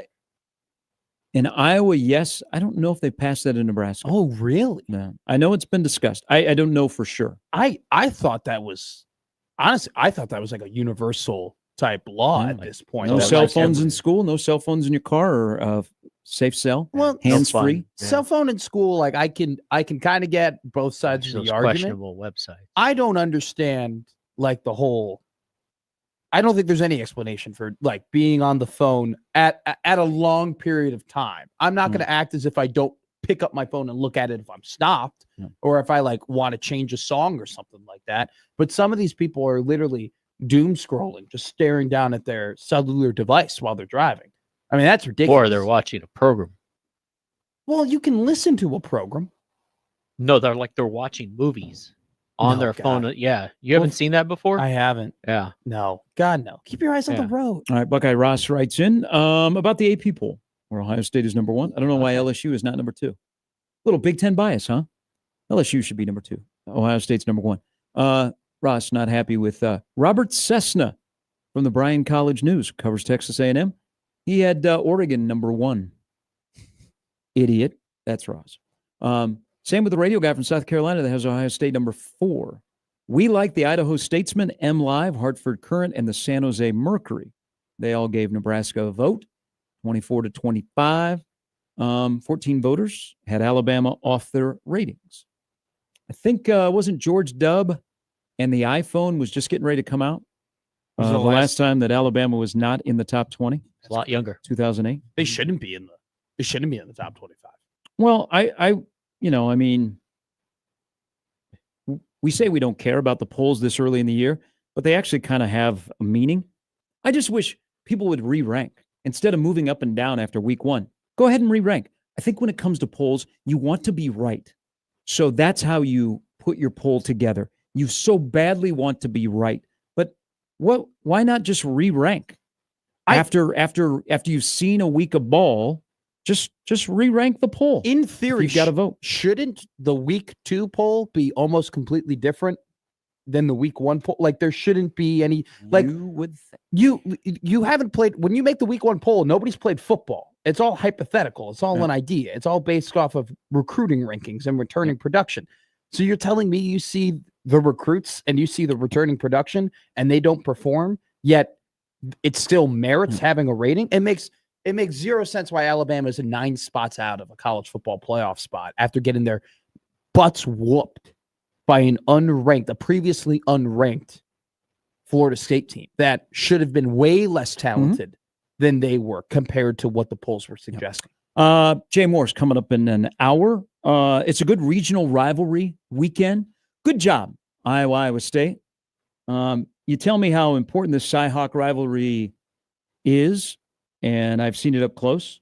And Iowa State's trying to win in Ames for the first time since 2011. I don't think they've won back-to-back games since they won in 2011, and then the next year they won in Iowa City. Iowa State's a slight favorite, better quarterback, but that's always an interesting game in Ames. It seems like Iowa State is built up. Big Noon is going to be there, and then they go, and Iowa wins in Ames. But for everybody that's saying, man, you got to take in the Cy Hawk Trophy. Winner gets breakfast pizza from Casey's. Y'all just fooling, man, because that game's not even sold out. Whoa! They have less than 100 tickets left for the game. The game is not sold out in Ames. Crazy. That's kind of wild. Stop. That game is not sold out. Iowa State, not sold out. It is not like Jack Trice. What else do they have? Is the size of Neyland. Okay? So stop with this. Doesn't get enough attention. It's a great rivalry. It's one of the greatest. Well, usually it's sold out before the week of the game. And yesterday they said they had less than 100 tickets available. Does it give you the vibe a little bit of like the gorgeous day in Ames. The White Sox Cubs rivalry in a way that it's like there's bad blood because you're in the same state and you share the same state and you want to prove that you're better, like you're the best team of the state and whatnot. But at the same time, there's not this like drawn out, like holy crap, drag like there's a little bit different because you have 162 games. Good point. Compared to just 12. I've always thought this as being on that side of the river and seeing it up close. It's a bigger deal for Iowa State to beat Iowa than it is for Iowa to beat Iowa State. Yeah. Well, that's how you get to lower level rivalries, right? If Iowa loses to Iowa State, they don't go, oh man, it just ruined our season. Yeah. If Iowa State beats Iowa, they think that's the greatest thing. Well, that's a big day for Matt Campbell. It's a weird spread. Iowa plus 2.5 after how Gronowski played against Albany, which was not good. No, they'll run 12 personnel. They'll have 5 tight ends that'll play. Their offensive line will be good, and it'll be a 17-13 type game. And you'll be like, what happened to Rocco? He looked great against Kansas State, and he looked even better against South Dakota. There will be a Caden Weegen punt return for a touchdown. Iowa seems to be like, weird things have happened in Iowa City. Iowa State a couple years ago had a 19-play drive to salt the game away and to win the game at the end. Weird things happen in Ames. You had the lightning delay not too long ago, where they were delayed for like 4 hours. A band member got assaulted. Just the things over in Ames with this game are just really wonky. Sure. And Iowa finds a way to make like a special teams play, and it seems like Iowa State in the fourth quarter playing at home, but in Iowa City, they seem to play better, and which they have the last couple of times they've played over there. So from the standpoint of looking at it from the lens of this side of the river, it is Big 10 versus Big 12, yes, but it is Iowa. Oh, who you rooting for if you're a neutral bystander of the Cy-Hawk game? Cyclones. The Cyclones for sure. I like Matt Campbell. I like Matt Campbell a ton. I think he's a hell of a football coach. They might be a better team than they were last year when they won 11. Which is kind of crazy because they return half as many starters this year than they did last year. What is the difference? It's the guy pulling the trigger. Rocco Beck is a solid college quarterback. Well, I'm not all of a sudden going to go Todd McShay on you, but he is just a solid college quarterback. I wouldn't mind if you went Todd McShay on me. I pay $4 a month to have Todd McShay go Todd McShay on me. The thing about Beck, we could have a whole podcast about this, about the whole one-score game metrics, because Iowa State's flipped that. We are obsessed with what teams do in one-score games, whether it be they're terrible in one-score games, Nebraska, or they're incredible in one-score games, your Kansas City Chiefs, right? Mm-hmm. And we try and find ways to explain it, and we try and go, positive regression is coming, negative regression is coming. There's also just guys who are just great at that. Well, and Rocco Beck just seems to be one of them. So Iowa State had a run of where they were losing to ranked teams and they were losing close games. And then they flipped it since the end of 23. And I think a lot of it has to do with the quarterback. Yeah. It has he is one of the quarterback in Kansas City. There's a big reason they win close games. He makes plays. Does he have the clutch genie? He is one of the best one-score game, late game situation quarterbacks in college football. He proved it last year, and then he proved it again against Kansas State when they needed to run down the clock and when they needed to score. He was there. It's just there are things that we try and explain everything in sports. There are things you can't explain. One thing you can't explain is guys just really, really good in one-score games. When we come back, I've been teasing this because I got to talk Dana. I love Dana. Dana spoke yesterday, and they used the U word. I love urgency. One game, people are like, hey, they won. Phew. Oh, don't tell me about luck. Oh, they found a way to win the game. Yeah. Huh. I think two coordinators are like, yeah, we did. But I like what Sharpie was saying. It's not the way we wanted to win. He did. I did think of you. I said that yesterday, and people like, just take you. it and move on. I did think of you. And I'm like, okay, my standards are a little bit different. I think they think of their team differently. Their two coordinators spoke like, yeah, we won. That's the most important thing. But we ain't playing around. Oh, God, no. We ain't waiting until USC rolls into town. Butler laid the hammer down. I loved it. Oh. And we can lay the hammer down on mobile quarterbacks. We're back after this on 1620 The Zone. Football's back, and Underdog is the best place to make picks and win money all season long. You can play right now in Nebraska. It's easy. Just pick whether your favorite players will go higher or lower on stats like touchdowns, receiving yards, interceptions, and more. If you get picks right, you can win up to 5,000 times your cash. You can play with as little as $1 this week on Underdog. It's the Cowboys and the Eagles. I'm always taking under with the Cowboys because I think they're going to be terrible. But you knew that already. Download the app today and sign up with promo code ZONE to score $50 in bonus funds when you play your first $5. That's promo code ZONE. Millions of fans have already won billions making picks on Underdog. Will you be next? Underdog. Make picks, win money. Must be 19 plus and present in Nebraska. Terms apply. See assets at underdogfantasy.com/web for details. Concerned with your play, call 1-800-GAMBLER or visit ncpgambling.org.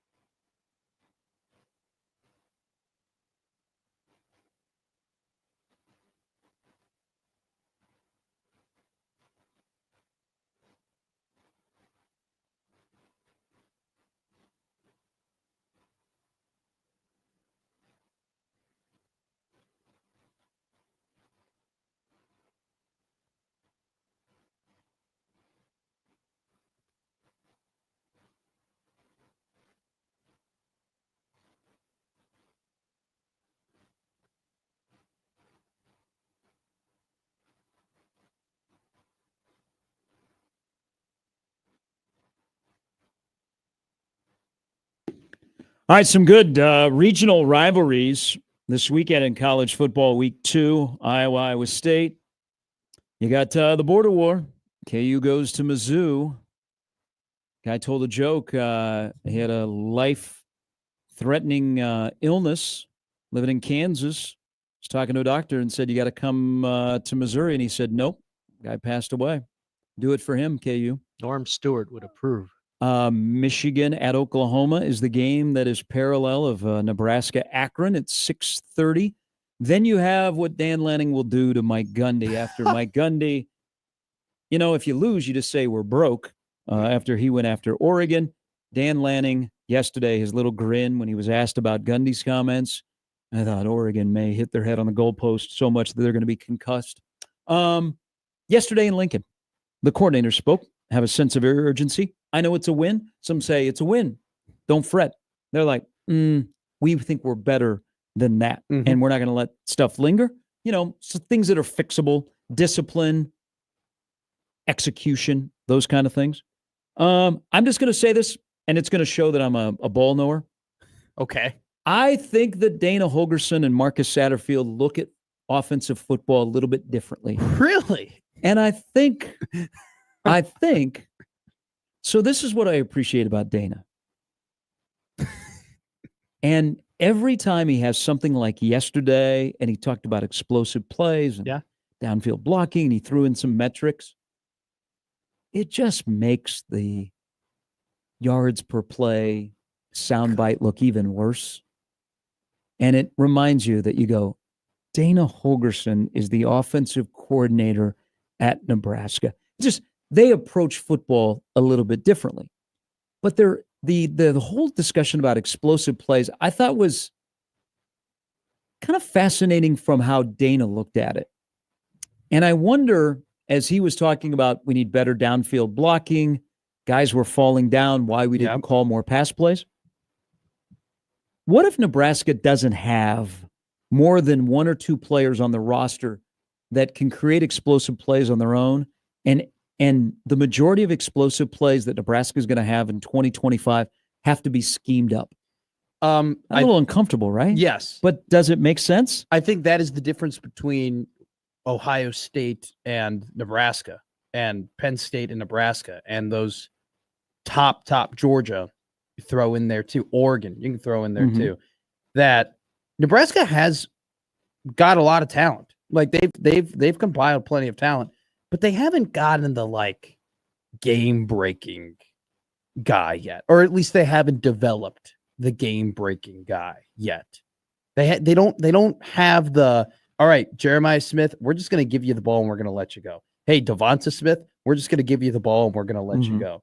Hey, Joe, you know what? We can draw Joe Burrow. We can draw anything up in the dirt and you can run around and you can figure it out. They just don't. And even like to a lower degree, right? Like Tyler Warren is another guy too that you could throw into there where they don't have that. They have speed. They have talent. Yes. They have guys who can run really good routes. Isaiah Hunter, I had no idea he could do that in the back of the end zone. I think that's awesome. They don't have the like. They don't have the. So we watched this in the house last week. We talked about it on air. We watched the Colorado-Nebraska game from 19.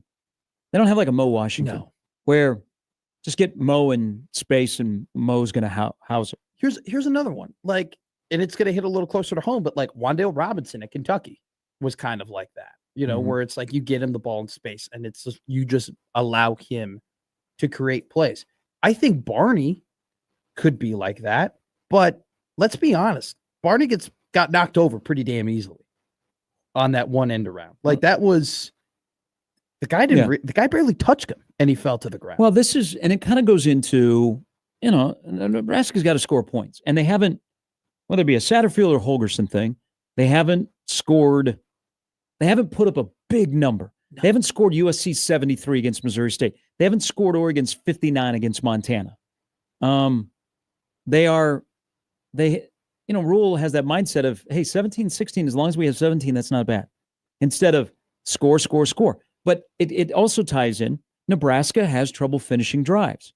Like once they get into, let's cross midfield, and now we can see the goalpost, we got to have points. Yeah. How do we finish them? Are we scoring from outside of the 20, or do we have to grind to get inside of the 20 and then run our red zone packages? I mean, I think that's something that to watch as the season goes on and see how Holgerson adjusts. But I appreciated the insight. I appreciated him and Butler were very candid yesterday. And if you go back to even Rule talking about special teams, I think those three guys that have talked in the last 2 days give you a sense of they think highly of this football team. Sure. That they're not just going to go, it's game one, okay? Don't have everybody overreact. Instead of, no, we're going to call some people out because we expect better. And I've said that. I think they expected to win a 31-14 type game, not to be in a 20-17 game where you're trying to hold on at the end and figure out John Butler, work some magic, throw a coverage that Sorsby's never seen, and then let's hope Sorsby throws that kind of a ball. Isn't that, though, I think it's a good mix in terms of you have a guy like Matt Rule who says, yeah, we want to win a game 17-16. It doesn't matter how many points we score. But that last drive from Dana Holgerson, okay, when they were trying to do the 4-minute drill. Yeah. If Marcus Satterfield were the play caller, okay, I think we can all agree that drive probably would have been 3 runs right away. And if you get the first down, you get the first down. Because all you're focused on is we got to run the clock. We got to make sure we don't have an incompletion. We got to get the ball down at the ground. The fact that Dana Holgerson was passing the ball in that situation, throwing the ball in that situation, showing Cincinnati different looks, and didn't just surrender and say, hey, we're just going to run this ball. And if we get 10 yards, if we get 40 yards on 9 runs, like that's what we're going to do. That showed me the different, because a coach trying to win 17-16 doesn't do that. You don't call passes if you're just trying to win 17-16. They're gonna. I don't think Emmett's a guy that you hand the ball off to him and a 5-yard becomes a 25, 30, 35, 40-yard run. Pains me a little bit to say that because I watched Dowdell go for 79 on a touchdown run. But do they have enough skill guys that can make you miss? Or is it going to be, man, we got Dana and we got Dylan, and let's scheme something up so we get guys the ball where, boom, they're gone. I think another thing to watch as this season progresses and another growth of Dylan is hitting guys in stride. Yes. Like I go back to the Mills play. Like if he hits Mills in stride, there you go. And I think Mills is one of those guys that can be explosive and he can make guys miss, and you get him in space and it's a house call. But the quarterback's got to hit guys in stride, and that's Dylan isn't consistent enough right now in doing that. Sure. Now, did you get the vibe that Dana was a little annoyed at the podium when talking about the game plan? I got the vibe he was a little annoyed, and here's why. His game plan, in theory, was great, wasn't it? I mean, his quarterback threw for one of the highest completion percentages in the league.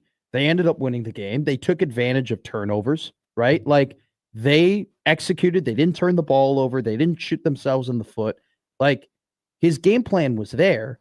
But at the end of the game, what are we talking about? We're talking about, well, why didn't they throw it deep? Why didn't they have more explosive plays? And that looks bad. By the way, did you see the phrase?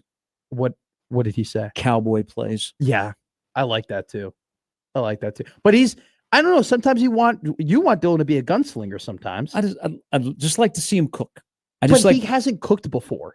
That's the thing. That's where I disagree with you with the let Dylan cook narrative, because we used to say that about Russell Wilson, but Russell Wilson won a Super Bowl like before. So how long before you get comfortable letting your $3 million quarterback cook, who now will start his 15th game in college? When he starts making plays where they're broken and it's literally just all him doing it. And it's like, and you look and you say, wow, if Dylan Raiola wasn't on the field, that wouldn't have happened.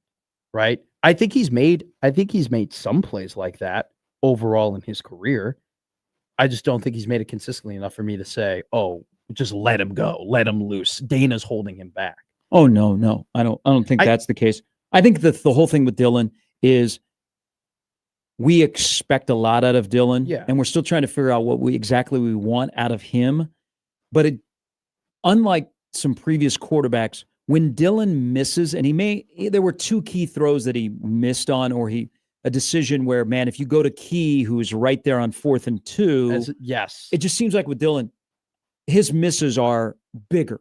Like not game changing, but it's just like, oh man. I think that Dana was a little bit upset because in his mind he had a game plan that also had a couple more explosive plays in it, and there weren't explosive because the guys didn't execute. Yeah, and I also think Dana appreciates the 3, but wants the 7. I mean, once you cross midfield and now you're inside of the 40, I think Nebraska needs to find a way to get 7 instead of 3. Looks like they have a kicker that can get you 3. But the next couple of weeks are about finishing drives. Yeah. Like whether you score from the red zone or outside of the red zone, when you have a chance to put points on the board, Nebraska has to put points on the board. They can't come up empty, and they can't have false starts, which got called out yesterday. You just can't keep shooting yourself in the foot. You got to execute. Jay Moore is going to join us here in about 30 minutes. We'll get into the defensive line discussion, which came up yesterday. Execution, discipline, lanes. And RVP, he does not shop at the Gap. He actually is out of the Gap. Yeah, I rewatched snap by snap the second half yesterday. Oof. Yeah, and also we probably have to have a real discussion about linebackers that are not named Vincent Shavers.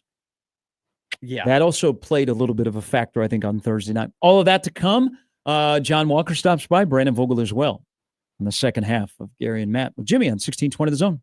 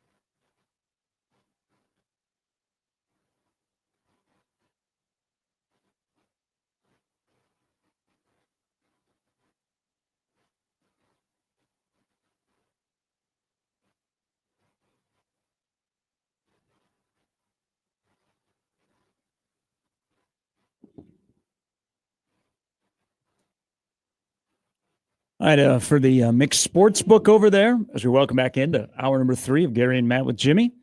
Last 20 years, the Iowa State game has gone under the total 17 times. However, last year's game went over. The sports book is currently working. We've been switching between the NFL and college football and trying to find. Right now, I do have a favorite bet that I am willing to just put out there. Brian Thomas Jr. over 5.5 receptions, strictly because his coach. First off, what Liam Cohen did with Jacksonville or with Tampa Bay last year, very underrated. He said in an interview that they're going to try and get him 10 catches again. Mm-hmm. So Brian Thomas Jr. 5.5. That's probably my lock right now. But I'm liking this board too much for the NFL in week 1.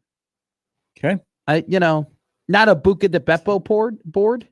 But definitely a nice step below that then. Probably take her to, a nice little sushi spot. Oh, that's not bad. Yeah. Well, it sounds like after Sushi's your good. troubles last weekend that she will be paying for everything. She will definitely be paying for everything. Our board we took to brunch, she ordered a lot of mimosas, and we'll just put it that way. Hey, people are wondering if Michigan beats Oklahoma Saturday night, will Big Noon be in Lincoln for Nebraska, Michigan? So you get the Michigan honk trolling Nebraska fans. I am not worried about that. I'm wondering if at a party in the bottoms for Nebraska, Michigan, will the Chainsmokers show up? Whoa. They're doing a college tour where they just show up and they just start playing. Wasn't that college game? They day were 2 years were ago? Well, yeah, but now like they've spent the whole summer, like they were in Columbia, they were in Columbus this past weekend, and they just show up and they start playing to these monster crowds. But it all looks like backyard parties. I'm like, I know a couple of houses in the bottoms if the Chainsmokers want to come in the backyard, or if we want to open up the res to have the Chainsmokers. I mean, people are going, hey, is Portnoy going to be here? What about Gus? What about Joel? I'm like, if Nebraska, Michigan are playing and they're both unbeaten, the Chainsmokers better be in Lincoln. There's a stage in the Union that never gets used that has a piano there. No, we got to have them out where the people are. Okay, out with the people, out with the kids. What if they just did it And on the top of the steps of the Union, like right in front of the ATO house? They show up like in backyards and just random bars. That's incredible. No. You get them like at a 90s music video. They go to Duffy's. They're just in the back of Duffy's, where half the people who are at Duffy's don't even know that Duffy's has a back outside area. That'd be incredible. That is true. No, I've seen some things that happen back there. the amount of times that I've gone to the back of Duffy's and you just walk to the area and somebody goes, "Oh, I thought this was like where the bar was. I thought this was like employee only." They have no clue what's back there. It's a great area. I've seen a guy throw up back there. Yeah, some things you see that So hope that they never happened here see at the again. radio station. I do want to mention, yesterday, George Raveling passed away at the age of 88. So young Gary, who grew up a Hawkeye fan because parents had season tickets to Iowa, went to a George Raveling basketball camp at Iowa. It's pretty clear that I wasn't going to play for the Hawkeyes, but George Raveling was only there for 3 years. Now, whether he was Washington State to Iowa to USC, he was a really, really good recruiter. You know, he was on Bobby Knight's Olympic staff. Mm-hmm. Of course, he was mentioned and featured in the movie Air. Yeah. Because he brought Michael Jordan to Nike. But at Iowa, he could recruit some dudes. And he was a fascinating guy because at Iowa, which he was never a fit. I think a black man coaching at Iowa was not, it was not a fit. And he was a really, really, really, really nice guy who I heard speak post Iowa. Mm-hmm. Just very curious, fascinating life of George Raveling. And he'd battled some cancer and again passed away yesterday at the age of 88. But he wore sweatsuits. Okay. And that was different at Iowa because you went from Lute Olson to George Raveling. But what George Raveling did in a brief time at Iowa, he left the core of great players that Tom Davis came in and in 87 took them to the Elite Eight. George Raveling could recruit. I mean, at USC, you're like, how do they not win? He got so many dudes here. But really the story of George Raveling's life is his connection to Martin Luther King Jr. I did not know this. So the I Have a Dream speech by Martin Luther King, Mhm. George Raveling was in town that day, and somebody said to him, hey, can you come and stand here? And so he stood behind Martin Luther King Jr. And he tells the story that he didn't know him. Like they were not friends, but he was told, hey, you're going to be a security guy.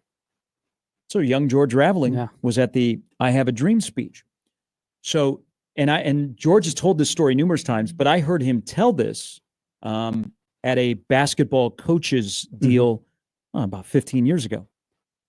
So Martin Luther King Jr. gets done with the speech, and he didn't want to throw the speech away. Like he didn't want to just toss it in the trash. Sure. So as he was walking off the stage, he didn't know George Raveling. He actually thought that maybe George Raveling was part of their security detail. He handed George Raveling the I Have a Dream speech. And so George Raveling held on to that. Wow. And people tried to buy it from him, like offered him thousands and thousands and thousands of dollars. But you know where that speech is today? The Smithsonian? Villanova. He donated it to his alma mater. That's incredible. Yeah. He said, I didn't know. Martin Luther King Jr. was walking off the stage and he didn't want to just throw it in the trash. Yeah. So he just handed it to him.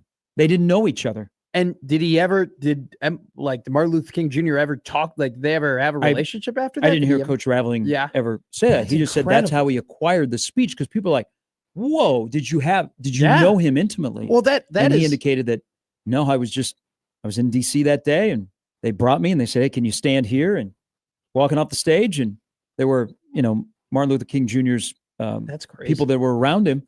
He didn't know what to do with the speech. He just handed it to young George Raveling. George Raveling had, unbeknownst to a lot of people, one of the most important pieces of literature in not only just American history, but world history. Thank God he gave it to Villanova and not sold it to Darren Ravel. That would have been insufferable if he did that. Matt says yes. So to Iowa City, George recruited some dudes. Like Tom Davis benefited from George Raveling's recruiting. Roy Marble, B.J. Armstrong. Matt says I almost bought his house when I lived in Coralville. Did you watch Air?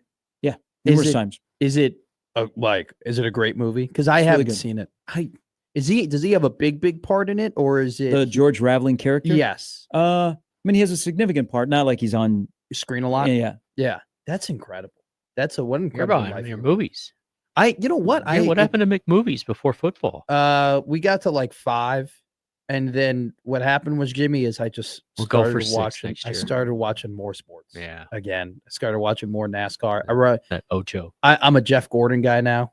That kind of happened during July. He's not racing. No, I know he's not racing. I was going to say, wait, I'm aware, but how long was I gone? I watched a lot of Jeff Gordon documentaries, and I think the California Kid is cool as hell. That's right. Cars. I forgot. Yeah. I was here. Are we ready to think that Penn State being part of the Adidas family is cool? So this summer, St. John's, Tennessee, and Penn State have all joined what Nebraska started in '95, and that is the three-stripe life. But Penn State is moving from Nike to Adidas. That's a big deal. They were one of Nike's which original to tie schools. into the movie Air. Yes. There you go. So, if I'm Nebraska, I'm saying to myself, is it cool? Like, is this Penn State signing a big contract, kind of buttering up the numbers right before Nebraska, 3 years before their deal is up? Is that good for Nebraska? Does this mean that Nebraska is going to maybe get a little bit more money in 3 years in 2028 when their deal is done? Or does it mean that Adidas is thinking, hey, we actually rather have Penn State and Tennessee be our premier franchise, our premier programs for wearing our stuff. Hey, Nebraska, we'd love to give you more money, but we can't because we have these 2 other deals here. I don't think it affects Nebraska at all. Okay. So Nebraska has been, they were, Louisville joined Adidas in '98. Something like that, yeah. UCLA was here with them. here's so people are leaving Nike to go to Adidas.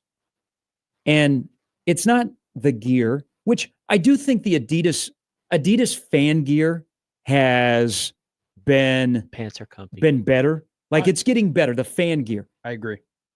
The alternate uniforms, that kind of stuff, they've had some misses. They had a stretch of about 10 to 12 years where it was complete misses. Mm-hmm.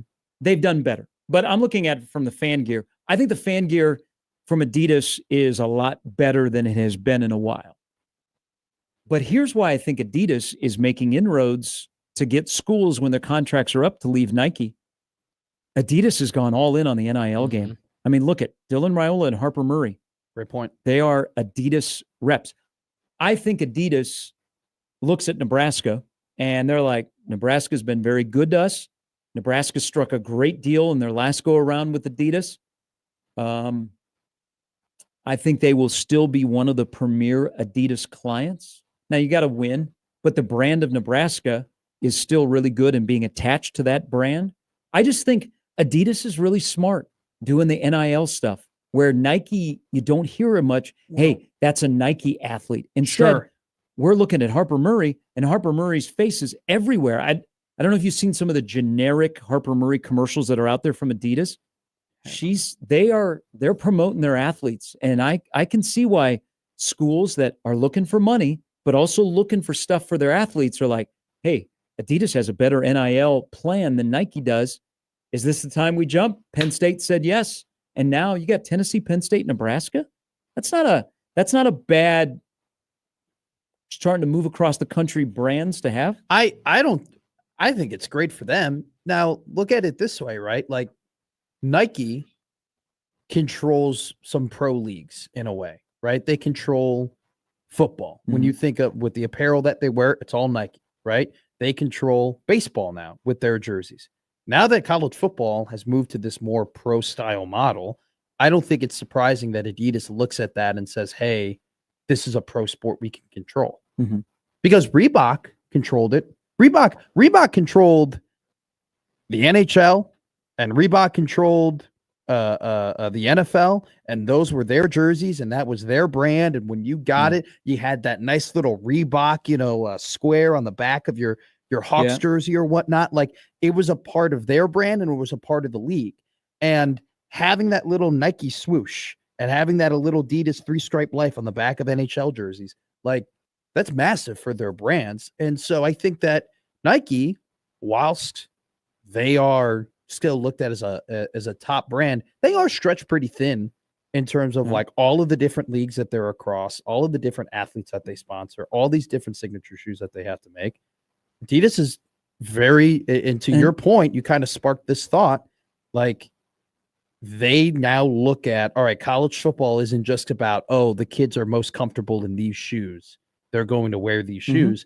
It's now a money game with these teams and with these leagues. And Adidas, I mean, there's probably also Penn State got more money. Adidas gave Penn State more money than they were getting with Nike. To the athletic departments, it's a big deal because that's a financial windfall. To the fan, how much does it matter? I think it matters. Because I can go to Shields and I can buy Nebraska gear that has the swoosh on it. Like some people want to buy, like, okay, I saw what the coaches were wearing. I got to be dressed like the coaches Saturday night. So you go and buy the coach's polo and all the other Adidas stuff. And you go into the fan store in Lincoln and it is chocked full of Adidas, which it should be. But do we look down on the person that'll show up with a Husker shirt that has a swoosh on it? The one that catches my attention, because I'm like Adidas, Nike, the Jumpman, for a fan that wears something Jumpman, like you're North Carolina, you're Michigan, you're like, okay, that's dope. But you can get Nike Nebraska stuff. I don't look down on people. I actually think the opposite. You're not official. No, because if I see you wearing like a Reebok football jersey, I think you're cool. I'm like, man, this guy's been on it since the beginning, like since the get-go. I think it's just more of like, I love Under Armour. Yeah. Because I think Under Armour's comfortable as hell. I think they just make really good hoodies and it's just a good material. And I always like their sweatpants. And I would love for Nebraska to sign with Under Armour because I want to wear comfortable stuff that has the Nebraska N on it, right? I think that because I wear sweatpants every day, from a sweatpant perspective, I wear way more Adidas than I do Nike, because I think the Adidas sweatpants are way more comfortable than the Nike sweatpants. So for me, I think that there are plenty of fans who, if you're into athletic branding, if you're into athletic style, if you shop a lot at Dick's Sporting Goods or Shields or places like that, I think it definitely does matter in a way where if Nebraska was a Nike school, honest to God, I'd probably buy less Nebraska stuff, because I'm not the brand that I buy, that I regularly am making myself comfortable in, isn't the swoosh. You think Creighton will ever go to Adidas? I think they have a really good relationship with Nike. I don't know. So you got Omaha and Nebraska are both Adidas schools. Creighton is Nike. I think it'd be good for Creighton to stay to Nike. Is it a bit so? I think I should ask this question. Sure. Frame it this way: is it a big deal for the Creighton fan to see the swoosh? Yeah, but I think it's a bigger deal for Creighton fans to be different than Nebraska. I still think that there is. Look, you have the state school, right? And then you have the private school in Omaha. And I think the state school that has more people definitely sometimes looks as Creighton, regardless of basketball success, as like little bro and little brother. And I think that if Creighton were to go to Adidas, there would not a full sentiment, but there would be the part sentiment of, oh, look, little bro's an Adidas school now too. Oh, they're doing this again. They're trying to be like us.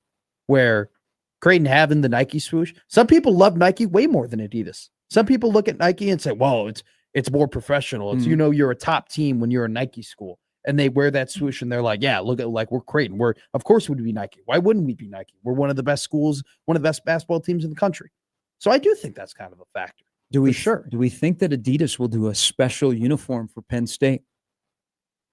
In Penn State and Alabama, two of the schools that have never had a alternate uniform. Whoa, I did not know that.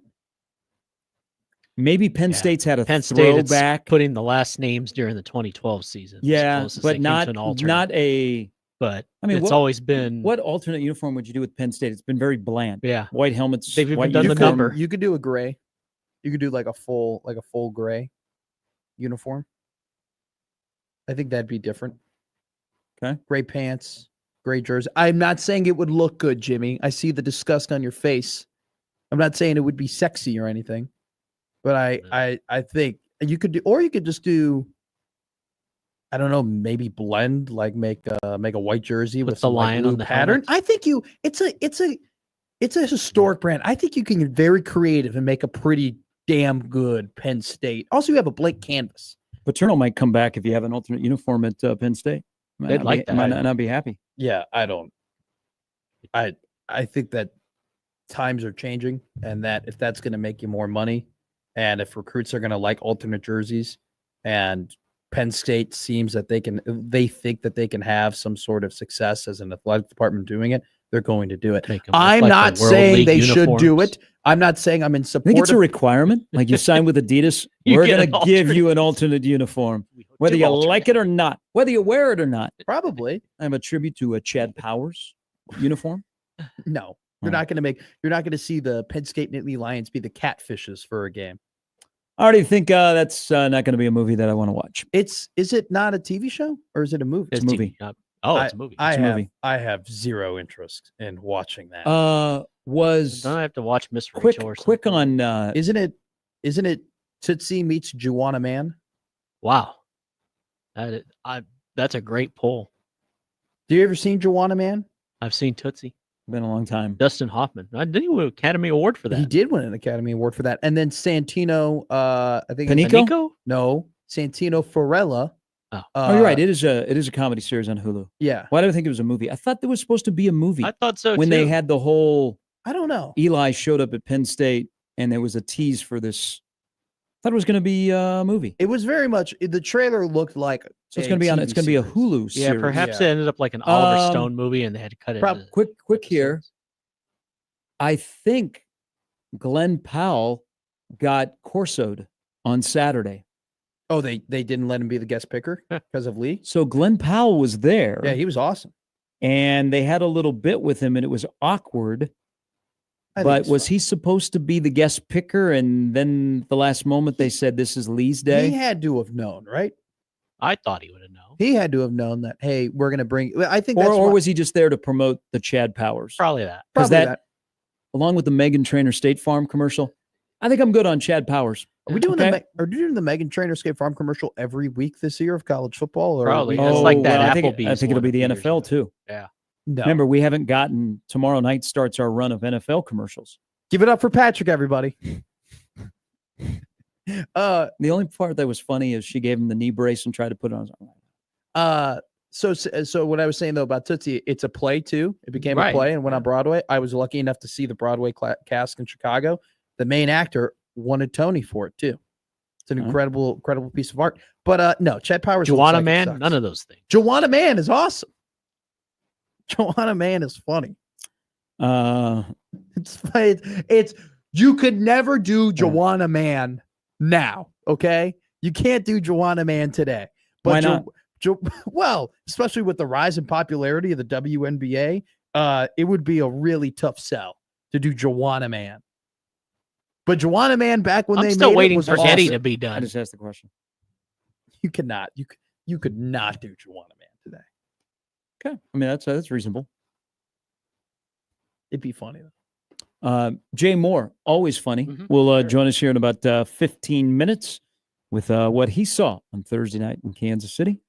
Also, at some point, Scott Satterfield, what were you doing?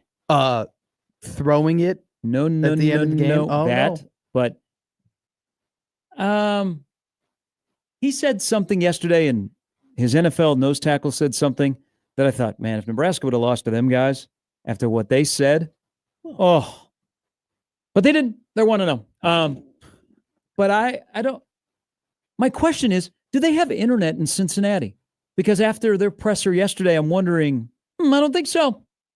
And that kind of surprises me because Cincinnati is a large metropolis. Scary and Matt with Jimmy on 1620 The Zone.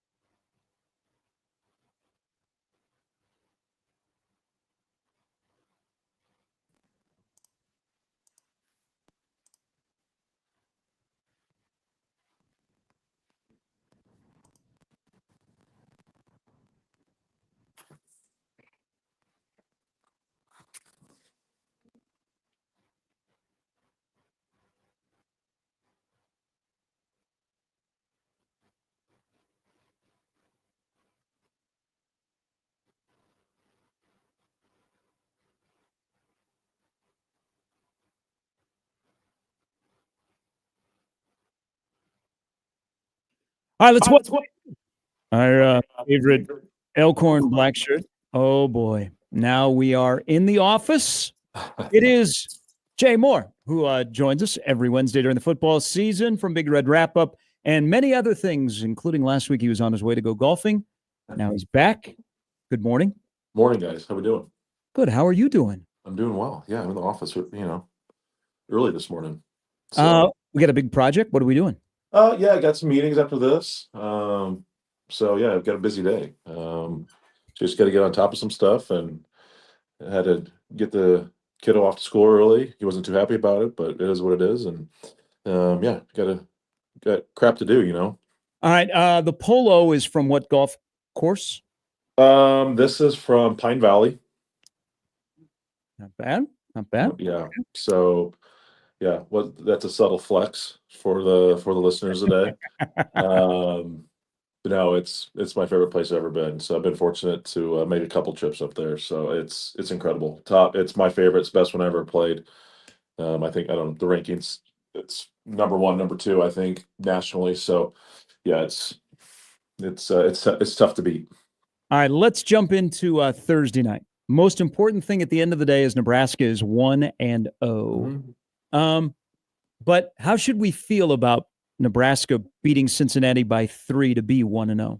Yeah, I think there's you can be happy. You can be happy about it, but you can also be knowing that there's things to work on, and you can be somewhat unsatisfied with it. I think you can look at it from, you can be very optimistic on it, or you can be rather pessimistic if you want. I mean, if you want to be optimistic about it, it's like, hey, Nebraska's won a one-score game. We've been in that situation plenty of times where the team that's down has the ball with a chance to either tie to go into overtime. We know how we've played in overtime in the past, or they go on to win.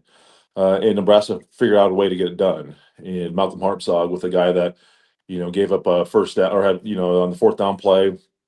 I think it was his guy that caught the ball and then had the penalty, but then he makes a big play in the end zone. So Nebraska found ways to win in years past. They found ways to probably lose that game. We know you can say what you want about Cincinnati. I think they're a darn good football team. I think just how they finished last year, I think people underestimated them, but they got talent. Sorsby's a heck of a player. We know what Corleone can do. Wide receivers, tight ends. They got some good players you can recruit to Cincinnati. So that's one way optimistic to look at it. But if you want to look at it from a negative, pessimistic, you got to think, well, the offense didn't score enough points. Not enough points in the red zone. Scoring, look at all the opportunities they had. Some penalties at key times down there defensively, the front seven, which we kind of thought might be, we had a lot of question marks for. And I think there still is a lot of question marks at that position going forward. But I think, first and foremost, I'm happy with how they battled. And it's the first game. It was the first game for a lot of new coaches on the staff.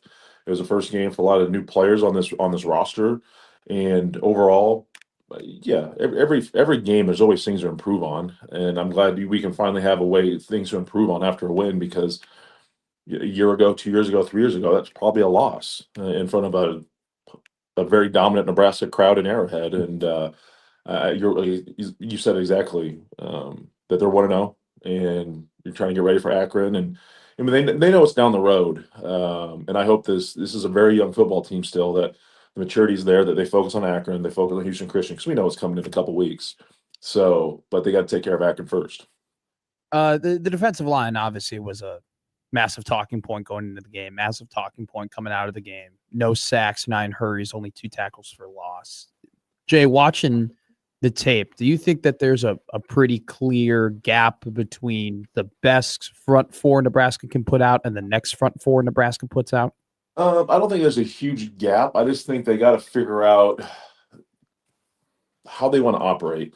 This is one thing I'm always was concerned with the 3-3-5 was in. This is what Tony White did a bunch of this last year, and it hurt them at times. Was your ability, the movement they like to do up front. This is in the 3-3-5. You are crisscrossing, you're shooting gaps, you're overlapping, you're bringing linebackers, and it's aggressive. And if you aren't disciplined and footwork and gap assignment and pad level and hand placement, teams are going to get you. And that happened early. I think it was the first or second play. Nebraska tried to run something, and Elijah Judy tried wrapping around, and he got pushed 10 yards in the backfield. I mean, that's first thing I go, oh gosh, that was what was my biggest concern. I understand what you have, why you have to do it. But I think you can get a little too creative and a little too aggressive with some of those calls. I think back to the Indiana game last year, and that game was a disaster. But Nebraska did a lot of that and just got killed. And I don't like that. I think they got to figure out ways to do that. If you feel like, I don't know, with this 3-3-5, I'd almost rather them bring down an extra linebacker, almost put another defensive lineman in there. If you feel like you have to do so much, Sure. But against a mobile quarterback, and I've played plenty of them in my time, or good running teams, you can stunt your way into trouble. And a lot of times, I remember our playing mobile quarterbacks and really good run teams. We just ran a lot of base stuff. We played our gaps, and we just held a position at the point of attack. We got off the block and made a play. When you start doing some things, you can take yourselves out of plays really easily. I think Nebraska found that out early, and they got exposed a little bit too. And it's the first game. Your wind, your conditioning's a little off. You don't trust your eyes as much in the first game to what you maybe seen, because your film where you're watching on Cincinnati from last year. Yeah. But no, I don't. I think there's plenty of talent there. They just got to figure out who can do it consistently day in and day out. This is now you're getting to the season. It's easy to get up for the first game, but now you get to start throwing school in the mix, and you can start feeling a little bit more sorry for yourself about how hard it is. It's going to be interesting to see who's going to do it consistently week in, week out. And those guys are continuing to the guys that do it week in, week out are going to play, and I think play at a much better level than what we saw on Thursday night. Should we also, and I agree with you, and I heard you, Michael, and Sean last night talking about the defensive line and some of the things, and what John Butler said earlier in the day. Do we also need to factor in that this was the first time in a while that John Butler has been in charge and he's calling plays as a defensive coordinator? I think so. I mentioned it last night. This was the first game for a lot of this staff too, and I'm guaranteeing you there's a handful of calls that whether it's Butler or Holgerson or Eckler, whatever it is, the main three coordinators, that they're like, dang, I wish I didn't do that. That was a bad call. You probably have multiple calls every game where you're kicking yourself. But this being in this role, last year obviously just being more in charge of the secondary, I'm sure he's not happy with how he called the game at some point. But I'm sure there's a lot of, it goes both ways. The players need to execute too, but also the coaches need to make the right calls and put them in the right positions to make a play. So it does go both ways. But I think there's a little bit of that too. I mean, it's been a minute since he did this. Last year he was just worried about the secondary and had Tony White out there doing his thing. Now it's a lot more pressure and responsibility to make the right calls with a lot of guys who were in this defense last year. And we finally got some good tape and some good film off of, I always call them live bullet reps, right? It's one thing to see what they can do in practice when, it does matter, but if you mess up, it's okay. You can kind of you think you can fix it, but now it's like, hey, you got to see how guys focus when they're tired. How can they execute when they're tired? And certain calls against certain reps of looks or whatever it is. It's a great opportunity this week to teach off of this. And, it's always a hype, the cliche saying, the biggest improvements from game 1 to game 2. And it's very, very true. But yeah, I think the players, but also the coaches are going to improve on as how they call a game and how they handle it in game as well. So kind of going off that point, I look back, and when you were playing at Nebraska, your teams played Nicholls State and Maine and Western Illinois. And by the way, kudos to you guys, because you guys played some pretty hard non-con schedules too. So it's very different now to where we are when you were playing back then. But you guys could play some of these non-majors FCS teams. I'm just so curious, what was the mindset for you heading into that game, and just how important was that for your development? And did you kind of go in there thinking, all right, maybe I'm going to do some things that I don't typically do because I need to practice?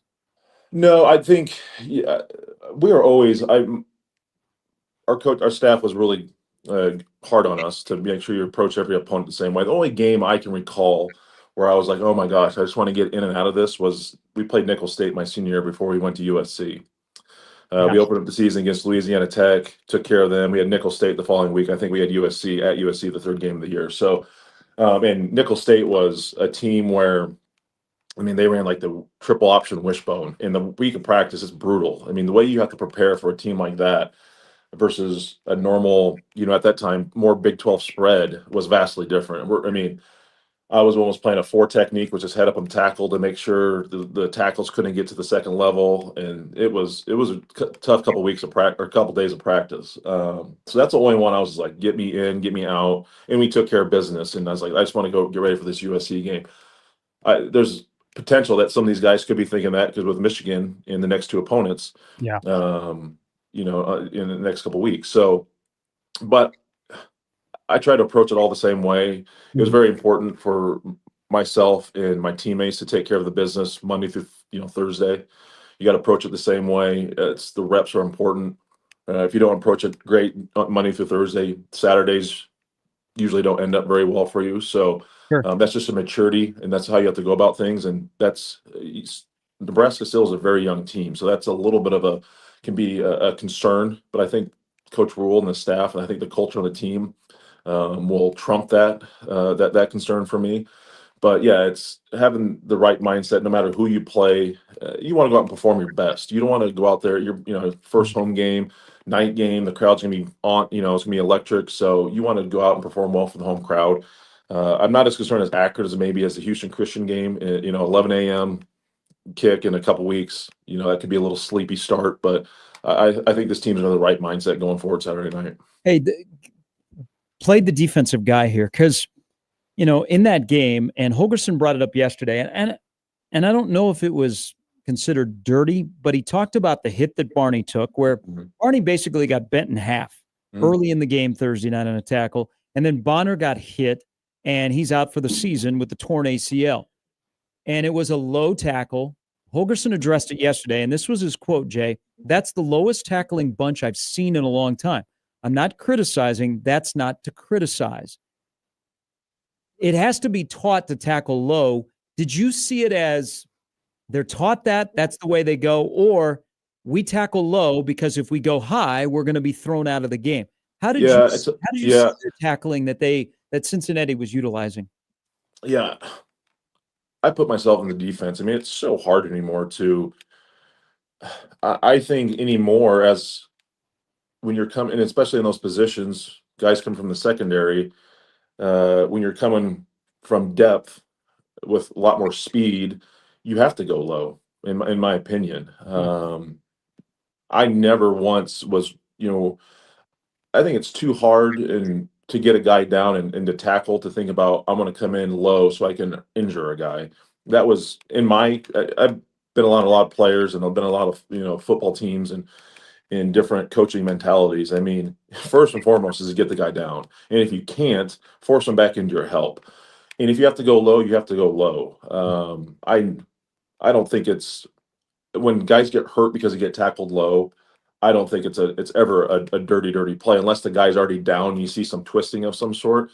But you can't go high anymore. You can't risk that because the rulings on the targeting and is he defenseless? Is he a runner? That's so hard to judge, and we've seen the officials screw it up many times. So I'm going low. If I'm a secondary guy, I am. And if a guy gets hurt and you catch him he's planting wrong, or it's just the timing of things, that's the game of football, man. That's just what happens. It's a violent game. So I don't think I will never say that's a dirty play. I just think it's the world we live in now, with guys don't want to get ejected or targeting, and you miss the rest of that game plus the second half of the other game. So no, I'm not. It's just unfortunate what happened to Bonner and what he's dealt with in the past. But listen, I'm teaching I'm coaching Little League football now, and I'm teaching guys to attack the hips. But if you can't get them down, you come in and out of control. At least try to go for their feet, go for their legs, and try to get them down. It's just is what it is, right? And you're trying to protect everybody, But that's just, you got to pick one or the other. You can't go for the head, so you got to go for somewhere else. Jay, two-parter here because you piqued my thought with talking about stunts and how important they were to the 3-3-5. Gary and I were talking yesterday, and we both agree that Judy, definitely from a production standpoint, didn't have the best game. But, rewatching the tape, he was really effective on pass stunts and run stunts and being that guy who initiates the contact. So my first question is that an underrated skill, being kind of that stunter, if you will, the guy that hits to allow the D tackle to go around you? And is that something that even if Judy isn't performing and getting a ton of tackles, him being good at that, is that something that warrants him continuing to get playing time? Yeah, I think so. Listen, running games and stunts, that's a skill, and that's a timing aspect, and it's one way. I think it has to be consistent across the board. It has to be taught consistent around the across the board. Games, you can't, if it's a pass rush stunt or a run game stunt, you can't go too early. You can't pop up. You can't shade to one side too quickly, or overlook or overshade to one area because the alignment are going to pick it up. So there's definitely a skill to hiding it and to running it and executing it. Because if you're going to be the wrapper, let's say if he's the nose tackle, the shade, and he needs to set it up for the center because usually there's going to be a guy coming down inside, so he wants to keep those eyes. The center has to be, his eyes need to be on the nose tackle at all times, because ideally you want whether it's the defensive tackle or the end that's coming down. We always taught him you want an ear hole now, the guy that's on the center. You want him to not see you coming, and then you can ricochet, you ear hole him, ricochet, get upfield, and that's how a lot of teams teach it. So, but if you pop up and you kind of like start wiggling around, well, guess what? His eyes are going right inside because that this isn't normal. So that's a skill for everybody. But it's the same way for the end now. That's doing the same thing. He has to set the tackle up, so then that tackle or the defensive tackle or nose guard that's coming inside has to kind of do the same thing. So it's all you have to hide it. You can't show it too early. It's like a poker player, man. You gotta have a you gotta hide it, right? You can't I can't tell it early. You can't do the certain things. So yeah, it's a skill. But I think production, that nose guard, that nose tackle position is hard. I think you look at Nash's numbers from the last couple of years. I mean, he made some great plays, and I think Elijah will make great plays. But sometimes you're at games like, where was Nash at? Well, he was also eating up a couple blocks and doing some things, the dirty work. So I'm not, again, yes, they have work to do up front. That defensive line, I think they got to kind of figure out who's going to handle the consistency of playing 50, 60 snaps. Who can they rely on? Who can get off a block? Who can play tired and process all the information? But I'm not ready to completely overreact and say this D line is not good. I think there's plenty of talent there. They just got to figure out who can execute it the proper way. And I don't think effort was an issue either by anybody on that defense. I just think there's just got to be a more consistent effort to do things, just a little bit cleaner, and execute it just on a little higher level. And I think they'll be fine. Hey, appreciate it as always dropping the knowledge. Thank you. Yep, you got it, guys. Thank you, Jay. That's Jay Moore, the pride of Elkhorn, former Antler, black shirt NFLer. Good description there on the defensive line. He's the knowledge that at least I get from him personally of just because you watch it and you think and you see it, but it's different when a guy just says, no, this is how you actually do it and the different techniques. It's always great. It's always awesome talking to him. By the way, Cincinnati loses Nebraska, and they've offered a local running back who has a Nebraska offer. Kylan Haney from Omaha Central just got a Cincinnati offer. I wonder if they'll ask him about the crowd and what kind of a crowd Nebraska has, because their starred nose tackle had no clue. We'll tell you what he said yesterday when he was asked about the atmosphere at Arrowhead when we come back. Gary and Matt with Jimmy on 1620 The Zone.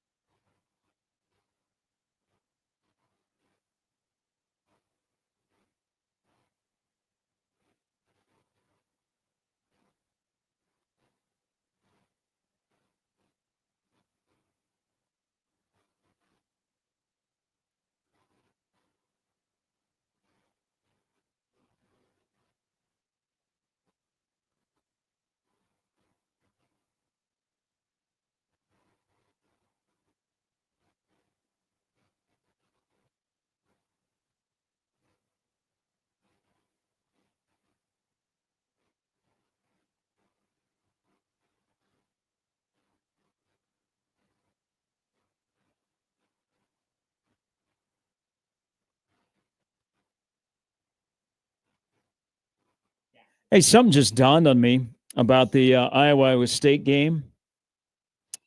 You want to go? No. You could be in. Kirk Like anytime. Ferentz could break the record to become the all-time winningest coach in the Big Ten in Ames. Whoa. That'd be incredible. He's one win away. He could do it in Ames. That'd be funny. Game, I guess, is now we've gone from 100 tickets available. Now we're down to like 40 tickets available for that game. So I wonder what the crowd noise will be like. So let's just get Probably this not straight. like Arrowhead on Thursday night. The Huskers Busch Light will be flowing. Though. Huskers taking on the Zips sold out quicker than the Cyclones taking on the That Hawkeyes? would be correct, and a much larger stadium. People are saying that on the streets. So the crowd noise on Thursday, if you were there, fantastic. Okay. Incredible. All I could think of is, what if Nebraska hosted a playoff game at Memorial Stadium? What that crowd would be like? Now, it'd be a little bit cooler, but the crowd was loud. It impacted Cincinnati. And you know why it impacted Cincinnati? What I say. I tell you all the time, young man, you got to be prepared. All right. Yes. Be a good Boy Scout. All right. Always be prepared. You say the first part. I've never heard you tell me to be a good Boy Scout. That's a new one. The Cincinnati Bearcats were not prepared for the crowd noise. They were not. How? I don't know, because if you were paying any attention, and even just an intern in the office that say, hey, can you peruse, like the newspaper sites or any of the message boards and see how many people are going to be there? Cincinnati. Nebraska volleyball had more fans that traveled to Nashville on Sunday than you had traveled to Kansas City. But you did not prepare your team that there would be a large following of Nebraska fans, 60,000 plus.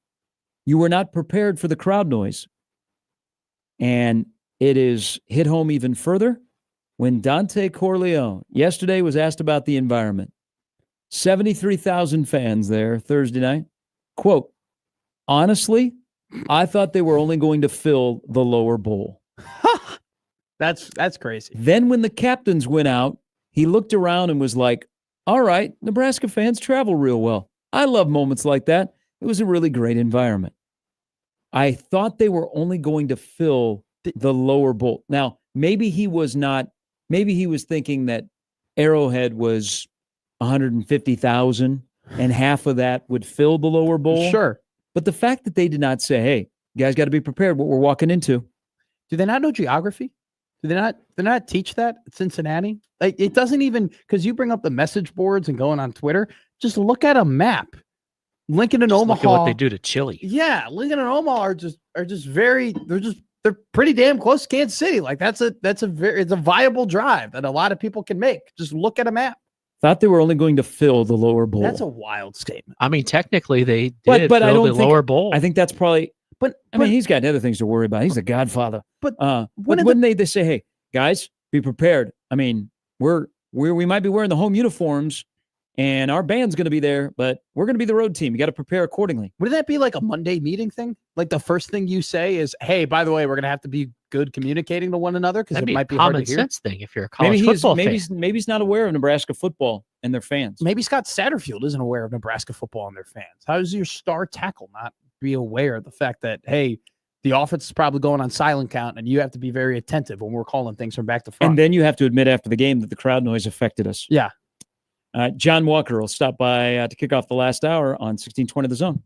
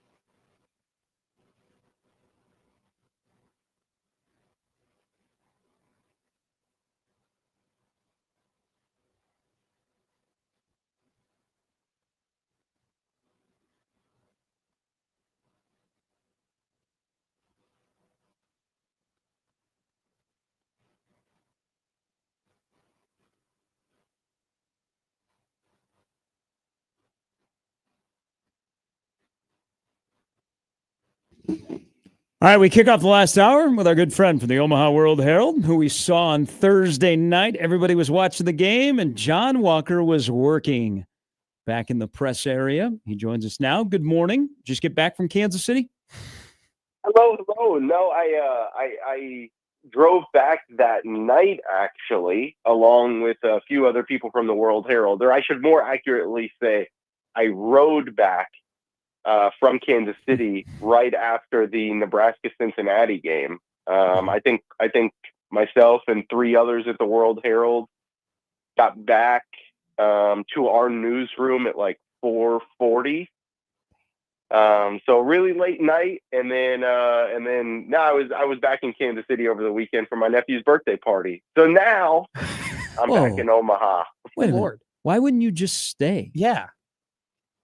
Well, because I had to cover the Bud Crawford send-off on Friday, and I'm a good employee.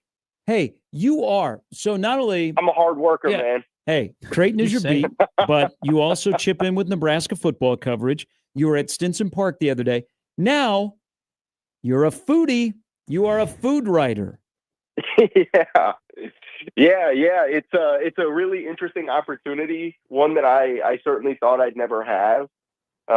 Betsy Freeman has obviously, anybody who's read the World Herald knows that Betsy has done an incredible job in our living section as it pertains to food in particular, over the last however many years. So I'm just here to supplement that and hopefully provide a different voice. I'd like to think Betsy and I are very different people from very different walks of life. And that's not a bad thing. So yeah, I'm really excited for the opportunity. We're still shaping what that's going to look like, candidly. But I'm pleased with how the first one went. We talked about some wings, some of my favorite wings in Omaha, and I think people enjoyed it for one reason or another, whether it was the wings or because I wrote it. Both. But next time, if you'd like to ask us, we would be more than welcome to drive. Yes. Okay. Good to know. Well, good on you, by the way. Are wings like your favorite food? Because you put Ray's Wings and Pizza, which is one of my favorite places to go. So congratulations on having good taste. Before I ask you a basketball question, is John Walker a wing guy? No, I love wings. I love wings. Sure. But at the end of the day, I love a good old-fashioned burger and fries. Ugh. Like it's kind of like the cheese pizza of cuisine, right? Like if you go to a pizza place, I'm going to get a slice of cheese. I can get other stuff too, but I'm going to get a slice of cheese because in theory, that is what you do best. Yes. That is your halfback dive. We better be able to block this. You better be able to get 3 on it. Like that's the halfback dive. So yeah, the burger is kind of that sense. Like how can you mess up a burger and fries? You know what I mean? You shouldn't be able to. So no, I'm a burger boy. Okay, John Walker, the burger boy. Well, let's talk about some. You're also a basketball boy, so let's talk some hoops real quick. We've seen this trend over the last couple of years of the number one recruit reclassifying a year early to give themselves a quicker opportunity to get to the NBA. That happened with Cooper Flagg and Dibansa. Now it's happening with Baba Oladutun. Baba Oladutun. Your guess is as good as mine, man. Okay. Oladotun. I think we'll go Baba Oladotun. He got offered by Creighton. So, I mean, it's a massive competition. You wrote Kansas, Kentucky, Michigan, Indiana, UCLA, Texas, Gonzaga, Georgetown, Maryland. He's from Maryland, so that's why you kind of have those two East Coast schools at the very end there. Do the Jays have a shot? I mean, is this a formality in a way, or is this a guy that, Creighton is going to try and make a mega splash and get a guy who very well could be a top 10, top 5 overall pick in the NBA? Yeah, it's going to be really interesting. I candidly see it being a tough path for the Jays to land him, simply because, one, they were later than most to his recruiting trail. Like these other teams have been in for a while, right? That doesn't always affect everything, but it's certainly a factor. And then 2, It's such a rich recruiting trail. You read off all the names, and those aren't even all of them. Mhm. I believe he has over 40 Division I offers. Tongue in cheek, Baba has his pick of the litter. Like Yeah. he can go essentially wherever he wants. And then 3, and this is why I find the offer most interesting. We all know that regular portal attrition hits every off season, nearly every program. But as things stand right now, Creighton is only set to lose 2 players for the 26-27 season. Hmm. So, and those 2 players are Josh Dix and Nick Graves. Obviously, 2 pretty important, what we think will be pretty important pieces to this year's team, right? So they'll have to replace a lot in theory. They already have 2 commitments from the class of 2026. So in theory, those 2 spots that Josh Dix and Nick Graves will leave behind have, in a way, already been filled. That's what's most interesting to me. Now, again, of course, like someone's going to leave, right? This is the transfer portal era. Maybe they don't. Maybe we're naive, right? But everything that we know about college basketball now suggests that someone, if not a few people, will leave next off season. So maybe that's what they're planning on, just budding that relationship with Baba, knowing that they might have something open. But yeah, it'd be a huge recruiting win, obviously, and we'll certainly see what Greg McDermott and co do now that they're on the recruiting trail for what was the number 1 overall prospect in next year's class, and since reclassifying, as you said, Matt, is a consensus top 10 prospect in this year's class. All right, let's just, because we're gonna fill up the 26 class. We don't need the portal. Jason, this will age people. Jason Richardson, who played in the NBA, his son, they live in Miami. His son's a 5-star, goes to Columbus High, which is a very good athletic high school. 6'6" forward, 5-star, is going to be here next month while Creighton is scrimmaging against Iowa State. That's a heck of a get to get him on campus, I would think. And we're talking about Jackson Richardson. Yeah, no, it certainly is. In large credit to Trey Ziegler for that. You know, he played an integral part in Cottrell Harmon's recruitment. Cottrell told me that when I talked to him before he committed, that he viewed Trey as like a big brother, essentially, and not even an assistant coach. And it wasn't in like a pushover type of way, as in I view him like a brother and I think I can get away with this, this, and this. No, it was, I view him as a big brother. I have all the respect in the world for him. So that's the piece that you guys know, that I know, that all Jays fans know. Creighton has really tried to nail in the recruiting aspect. They don't have the obs and gobs and Brinks trucks of money that some other programs do, right? Like they have a pretty darn good facility with the McDermott Center, but they don't have some of the facilities that these other programs do. So they've really kind of perfected the home aspect of it. Like so many recruits that I've talked to in my 2 years on the Creighton beat, whether volleyball, basketball, whatever, but certainly the latter. You ask them what stands out about Creighton compared to a Kentucky, a Kansas, you name it, and I felt like I was at home. And you don't get that a lot of places.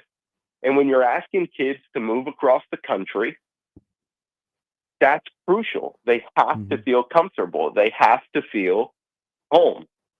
And so Creighton's really hammered that aspect of it. And so it seems like if they're going to make a move on this Jackson Richardson front, it's going to be another recruiting sell from the Jays, and particularly second-year assistant Trey Ziegler. but it's huge. All of that to say to get him on campus. Yeah, he'll be here for the Iowa State exhibition, and that's it. Again, it's huge. It's before his senior season should start, right? Like right before, I believe. And so, in theory, the Jays will kind of have one of the last lasting impressions until he really starts to take. Until he starts to take his in-season visit tour, if you will. But yeah, it'll seemingly make a stop in Omaha on October 25th or the 17th, whatever it is. And he just had, and Trey just had his nephew, who's in the 28 class, was on campus a couple of weeks ago as well. Yep. Dylan, he's visited. I can't remember what the other one is, but he's visited Creighton, unofficials, of course, to Creighton in Nebraska. Obviously, his cousin Trey is an assistant. We just talked about him. He's an assistant at Creighton, and that'd be his uncle Ernie is an assistant on Fred Hoiberg's staff at Nebraska. So he's unofficially visited both of those two schools for the obvious reasons. And I can't remember for the life of me, but he visited a third as well. So teams are maybe he went to Omaha on his Did he? I don't think he did, but I mean, okay. are you going to go play for Ernie or Trey? Just you meet in the middle. Just come to Omaha. Yeah, just meet in the middle. You can play your ball at Baxter Arena and and just kind of live right in the middle.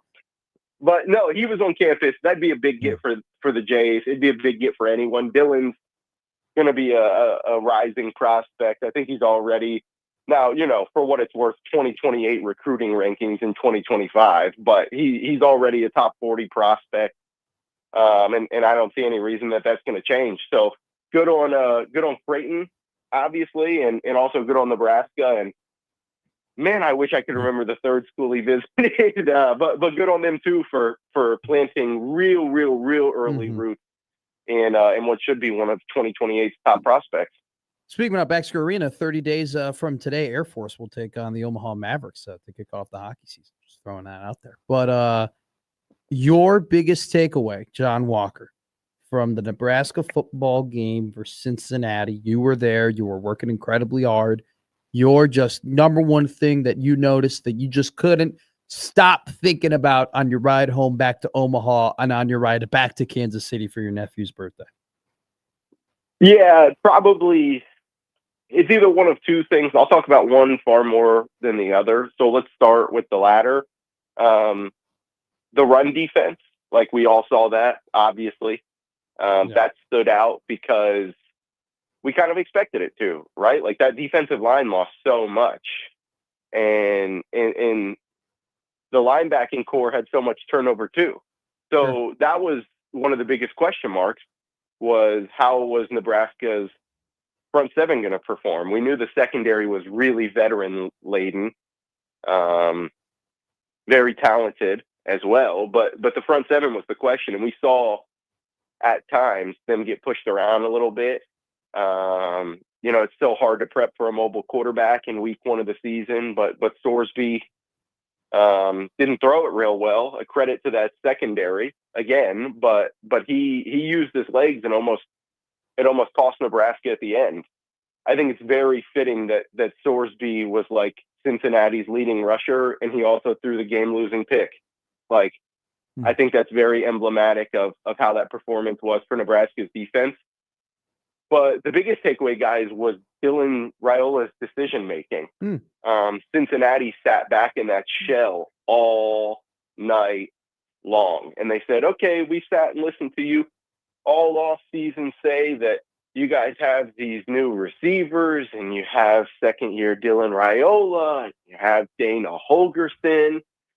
Well, Cincinnati just sat back and said, we're not going to let you beat us that way. And to Dylan's credit, I understand that a 200 yard performance isn't going to win you National Player of the Week or get a lot of national recognition.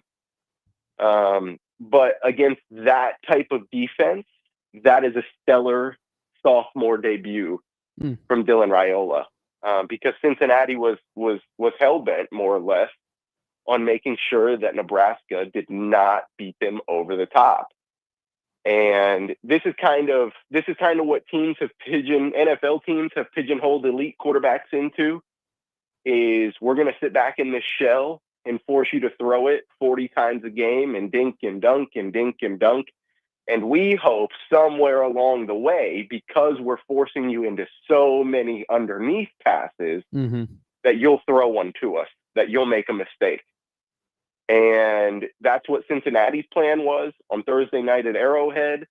And Dylan Raiola, what he completed 70% of his passes for 2 touchdowns and 220-something yards. Like, that is a gem of a performance to start your sophomore season in that situation against that type of defense. Yep. So that's really what stuck with me. Hey, appreciate it. Also, I didn't get a chance to tell you last week, but kudos on the article that you wrote, reaching out to people that knew Dang Mayor, who passed away, who was a member of the Omaha men's basketball team. Yeah. Good stuff there. It's going to be extremely difficult for that basketball program this weekend when they go as a team out to Salt Lake City. So I appreciated the story. You summed up Dang really well. I appreciate that. It was really. I won't ramble on too long because I'll let you guys kick me out. But it's one of those stories that's so tough because usually you go down to campus and there's a vigil, there's a memorial, there's a something. The thing that I wanted to capture with that story is who was Dang, who is Dang, because the unfortunate thing is he wasn't here long enough for anybody to really know him. Yeah. Right, like. I think he either signed or committed in April. He was here for summer workouts, and then obviously the tragic news when he went back home. So that was the thing that I wanted to capture the most through talking to everybody on a highly emotional day. A really heavy day was, who is Dang? And I talked to 5 or 6 people. And so I'm glad that someone who knew Dang found an appreciation in that story. So thank you for reading, and thank you for the kind words. Hey, thank you. Have a great week. Thanks, guys. You do the same. See you, John. John Walker from the World Herald. The services for Dang Mayor, who drowned, who was going to be a member of the Omaha men's basketball team, are back in his hometown of Salt Lake City this weekend. So the entire basketball program will be out in Salt Lake City. So it was rough when they came back to campus. They had counselors on hand, but they've worked out. And so there'll be some guys that it'll be a struggle this weekend. So be thinking of the Omaha men's basketball program. But that was, if you haven't read the story, it's a great story. We got to know Dang a little bit in his brief time here. We knew him from North Dakota. He always had a big smile on his face. He was going to be a contributor. Just always terrible, and just thoughts and condolences, as always. All right, when we come back, we got Brandon Vogel around the corner. Pablo Torre is on the hunt again. I know. Wow. I know. Steve Ballmer may have some speaks today. Yep. Pablo Torre has gone after Kawhi Leonard and the Los Angeles Clippers with a bombshell. And we will discuss when we return. Again, Brandon Vogel from Counter Read coming up about 20 minutes ahead of Nebraska and Akron. 6:30 kickoff. Saturday night. Was it 6:30 or 6:35? It's 6:30. Okay, 6:30. You don't seem enthusiastic. It's a night game. It's a home opener. Well, the weather's going to be great. There's going to be a light show. There's going to be the Killigans. There's going to be a tunnel walk. There for none There's going to be another night of Dylan. There's going to be growth. There's going to be improvement. There's going to be a team you're playing against, team that's a sickos committee. All the things that you're going to be able to enjoy and have a good time enjoying. Why are I'm you not sad? going to be there. You getting married? No, I'm doing Big Red Overreaction. I got to do it from here. That's a solid Big Red Overreaction for you to make a debut on. I've already made my debut twice. You'll have fun. Who are you doing it with? I think Peterson. Okay. That'll be a good show. Yes. It will be a good show. It'll be a nice, sure. relaxed, easy breezy show. I hope you do listen, Jimmy. Easy breezy. Hey, Dylan, way to cook. Defensive line looks better. That 50 burger looks really nice. That'll be an easy show for you. Yeah, I mean, but I would rather be you, and I would rather be there and watch it and do the night show and do the Killigans and see. We got a nice going, big TV here in studio. He's got fun. We have 2 TVs. Yeah. Well, I'm gonna have to bring my smaller TV because we're gonna need to have Oklahoma, Michigan on as well during that time. There's a TV on wheels somewhere in this Oh, building. I'll just Pull that in here. I'm Kind of locked and cool. They loaded. got a thing called a laptop here. You can kind of put games on it. Yeah, but what if you had Four a TV at one that you time. just owned and you brought that TV and you put the games on the bigger TV? I would think differently of you. You know what? You have YouTube TV on your computer. You got the 4-screener. For being prepared, you would think differently of you. That's what you tell me, Matt. Be prepared. Be a Boy Scout. That's not really prepared. Isn't me bringing a TV to have a better Here we go. viewing Oh my experience God. being a Boy Scout? Oh my God! It's on wheels. It's on a cart. Did you steal that from a grade school? No, I'm not. Teachers hung over. You're not a what? Oh, that's right. You didn't go to grade school. Homeschool guy. I'm not a homeschool guy. Just like I'm not from Aurora. Nick shut-in. What does that have to do with Aurora? Because you always just make the joke that I'm not from Chicago. I'm not from Skokie. I'm from Joliet. Palatine. You're from Homewood. I'm not. You're from Flossmoor. I'm not from Flossmoor. That's South. Good on you to know Homewood, Flossmoor. Hey, you're from Naperville. That's God. I'm not Shout from out there. Naperville. Homewood, Flossmoor, though, really good football. You're a team big this year. Iowa fan. You went to the same high school as Chuck Hartlieb and Chuck Long. That's not true. Wheaton North. Here we go. That's a great shout too. Bam. Wheaton North was terrible at football when I was Yeah? coming up. Well, Because Chuck Long maybe left. you could have played there East St. Louis, instead of Skokie West. Notre Dame College Prep. Yeah. Shout out Dan DeFranza, by the way. Got his first win as head coach of the ND Dons. Massive win. Shout out Dan Devine. Huge win. Huge. I'm not familiar with the prep school. Double D. Only prep school I'm familiar with is the one that's on 72nd. Double D is one of the best defensive coordinators in the state of Illinois. And he finally has his troops. Dan DeFranza, remember the name? That same guy you said was awful? No. Is that the other guy? No comment. We're back with more after this.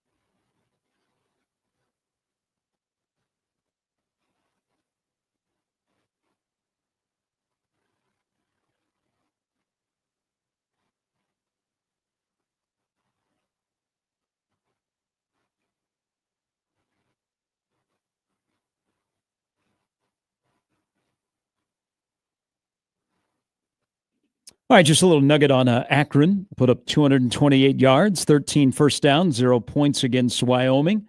Offense is a little bit of a malaise. Nice word.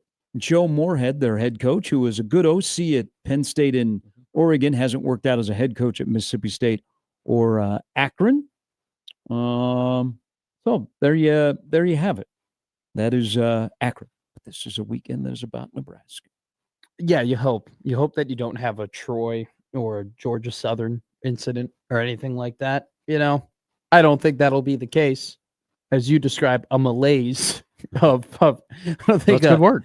I don't even what does malaise It's mean? like marmalade, but different. Is it like what's the Australian marmalade that they love? Okay. Come on. You guys know what I'm talking about. That the Australian marmalade. It's very famous. Malaise is like a general discomfort. Okay. Feeling of discomfort. There's a lot of turmoil, if you will. Is that like a proper adjective? Sure, run with it. I'm looking up Australian marmalade. It's That'd be a bad name. It's Vegemite. Vegemite. You ever have Vegemite? Yes, I did a bit with Brett Popplewell, former Nebraska wide receiver who is from Australia, and we ate a Vegemite sandwich. We should do that with Archie. No, we shouldn't, because Why? it is disgusting. I've never had it before. You should have it. I would not wish that on you. What if how It was awful. If you are from Australia, it is acquired taste and you've grown up with it. If you are from Urbandale, Iowa, and you bite into it, That's what they told me about Big Red. Not that Big Red. Look, I think Rough. that if we brought Archie Wilson onto this show, the four of us would become best friends with him. He just seems like But a you can knacker. eat the Vegemite. I'll eat the Vegemite with him, and he will be like, "Come on, mate, it's not that bad." I would say that as long as Archie Wilson continues to punt like he did on Thursday in his debut, everybody will be a friend of his. Now, here's what will be very interesting this weekend. Being a Nebraska home game, his parents and his family, they made the trip to Kansas City, and then I think they're going to be in Lincoln for the next couple of weeks. Good for them. Yeah. That's So pretty awesome. they flew in from Australia to watch their son punt. Direct. We got Sydney to Lincoln. They should find them and show them a good tailgate. Show them a good old fashioned American time.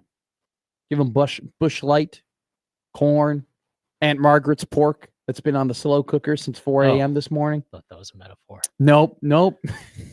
Okay. Pablo Torre has found out more information as he goes after Bill Belichick and the Players Union of the NFL in the offseason. Now he is focused on Kawhi Leonard, and this seems to be a big deal. Get him. Get him. So Pablo Torre has just revealed that Kawhi Leonard signed a $28 million endorsement deal for a no-show job with a fraudulent tree planting company funded by $50 million from Clippers owner Steve Ballmer, according to documents obtained by Pablo Torre. Couldn't happen to a better guy. Quote, it was to circumvent the salary cap, an inside source says. I thought Kawhi with the Clippers was his no-show job. You were sitting on that joke. I was. That was a good one. This Well, you have. I gotta say, I think this is a big one.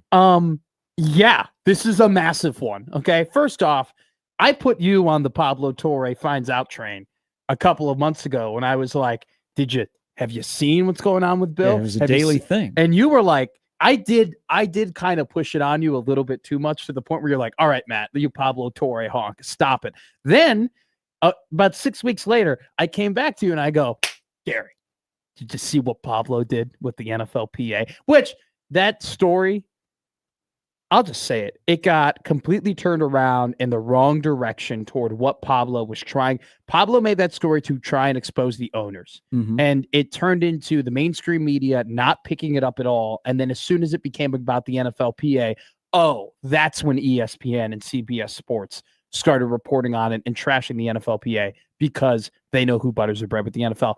This is terrible. This is awful. This is like damn near, this could be the death penalty for Steve Ballmer in terms of not being allowed to own a team anymore. The fact that you have created a fake company to Clippers pay being the your Clippers player more, never changes. to pay your player more to go completely against the salary cap. This is this is awful. This is massively terrible. This is, and it kind of, so this kind of happened with Michael Rubin and Fanatics, with James Harden. There was this, so Also a former Clipper. Michael Rubin, with Fanatics, was a part owner at the time of the Philadelphia 76ers. James Harden takes a pay cut that a lot of people weren't anticipating him taking. Michael Rubin then just happens to sell his stake to of the team. And I think people were kind of putting 2 and 2 together of, oh, maybe Harden was getting some Fanatics money or whatever and that kind of, there was speculation that might have been the case. This is just straight up.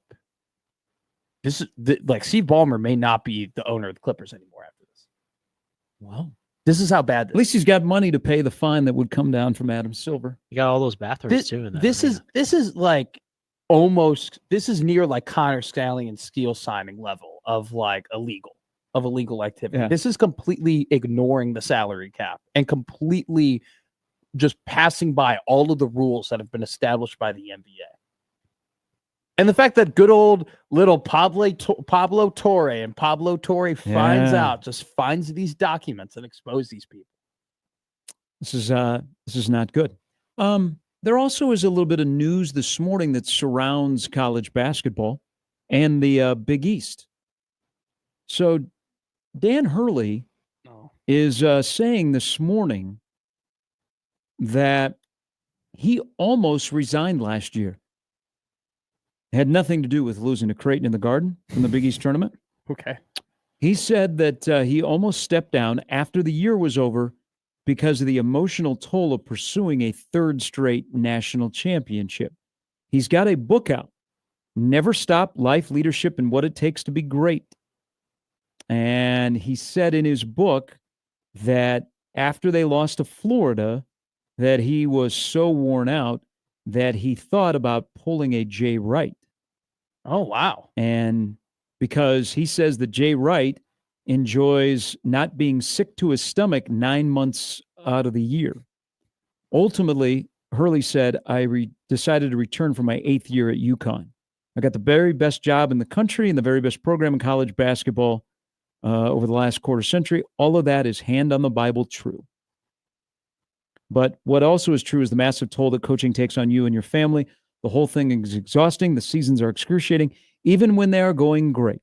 Shout out to the people in Omaha that keep me going because I love coming to the Chai.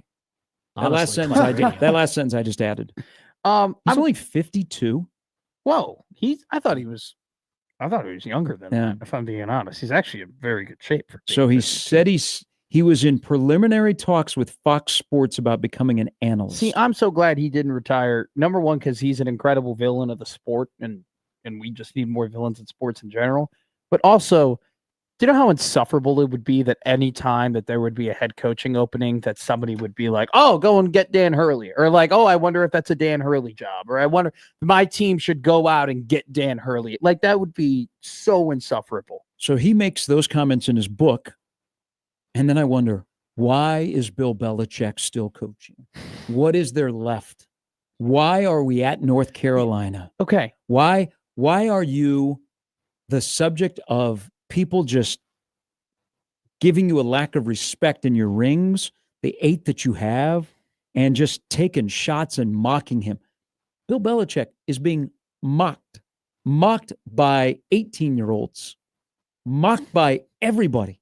Like, is anybody going, oh man, I feel bad for No, God, no. I feel bad for Bill. You ought to, like, Patriot fans, they're like, this couldn't happen to a better guy. Go Tom Brady. I think why are we in college football? Bill, why? Well, first off, do you think just North Carolina called this bluff? What do you mean? Like, he sent this massive packet, Yeah. right? That had all of his requirements, that had all the things. And maybe he sent it to them thinking, there's no way that they would give me this NIL budget. There's no way they would give me full control. There's no way that they would let me pay all my guys to make sure that they come here. There's no way that they would just let me run the Patriots, but in college football. And then they said yes. And then he's looking around and he's like, well, they jumped through all these hoops and they called all these donors. I mean, whatever he's looking to prove, whoever he's looking to get back at, I hope and I know he doesn't have Twitter, or I hope his girlfriend doesn't have Twitter, because TCU put one of the greatest college football or greatest football coaches in a body bag with their social media team. It's just wild that Bill Belichick being mocked like he is. In the NFL, people got at him, but they weren't over the top because they respected. Sure. Yes. In college gloves are off. You watch. There will be teams that will say, TCU put up 48, we got to put up a 50 burger. They're chasing that. Do you think this actually like affects his legacy greatly to the point where you don't consider him the greatest coach of all time? If it goes really, really bad. But did Urban Meyer's tenure at Jacksonville affect how you thought of him as a college football coach? Because there was more than just the football at Jacksonville. That's a good point. And there's more than just the football going on in Chapel Hill, right? Yeah, that and they've covered it up a little bit, it seems like, because there was way more coming out back a couple months ago. All right, Brandon Vogel from Counter Reed joins us next on 1620 The Zone.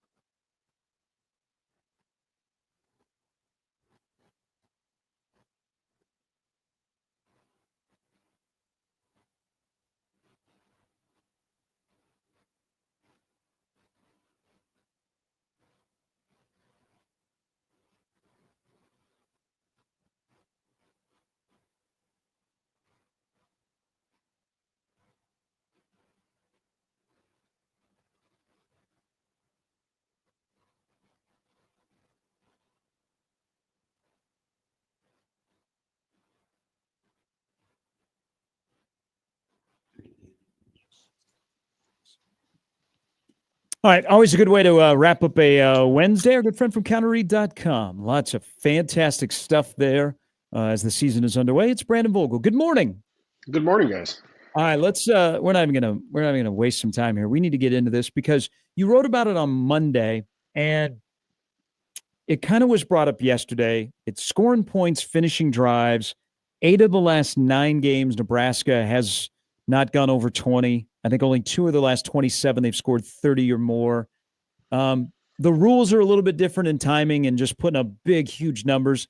But USC scored 73, Brandon. Oregon scored 59. How does Nebraska score more points?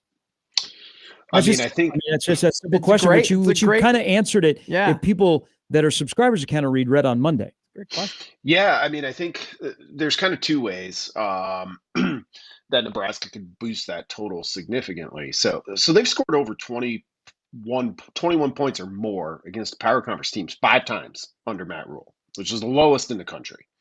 And you just look at it and say, well, how high can they go if that's where they're traditionally at? So Holgerson talked about it a little bit yesterday. Matt Rule talked about it. The explosive play piece of it is kind of the shortest way, I think, the shortcut, if you will. Get more of those big plays, whether they're scoring from 40 yards out or it's a 30-yard gain from 40 yards out.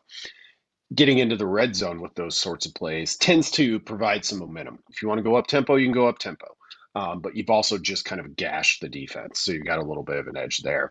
And then being better in the red zone, which Nebraska was 3 for 3 against Cincinnati. And really the thing about red zone that I always pause with is it can be pretty random once you get down that close, which is why like a lot of the college football stats guys kind of start looking at it inside the 40. That becomes the finishing drives piece of it.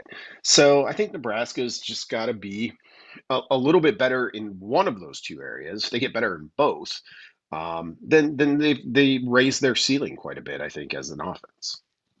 So looking at, as you know, we talked about this. I'm a big PFF guy. And I was rewatching the game over the last 2 days. And Gary and I talked about this on Friday because I noticed it when it was happening in real time. It seemed like when they ran inside zone, when Nebraska ran inside zone, that they were getting a really good push from your 3, Spindler, Evans, and Latovsky. And it just seemed like they weren't, Emmett wasn't hitting those holes as hard as maybe you thought, and they weren't being as efficient doing it. And you go back and you look at the PFF run direction, and it seems like for yards per attempt, Nebraska had a lot more success on the outsides in terms of running behind the tackles and outside zones and whatnot, even though that they went in inside zone mainly behind Spindler more than any other run. My question to you is, Brandon, do you think that just based off of what we've seen, yards per attempt, the numbers that we have, that Nebraska, when they get to the Big Ten slate of their schedule, might be more of an outside zone team compared to running inside zone? Or do you think that they can clean up more things on the inside and be more efficient there? I think it's a really interesting question because I think there's things they can clean up there. For one, that Cincinnati defensive line is probably as good or better than most Nebraska will face in Big Ten play. So you got to take that into account.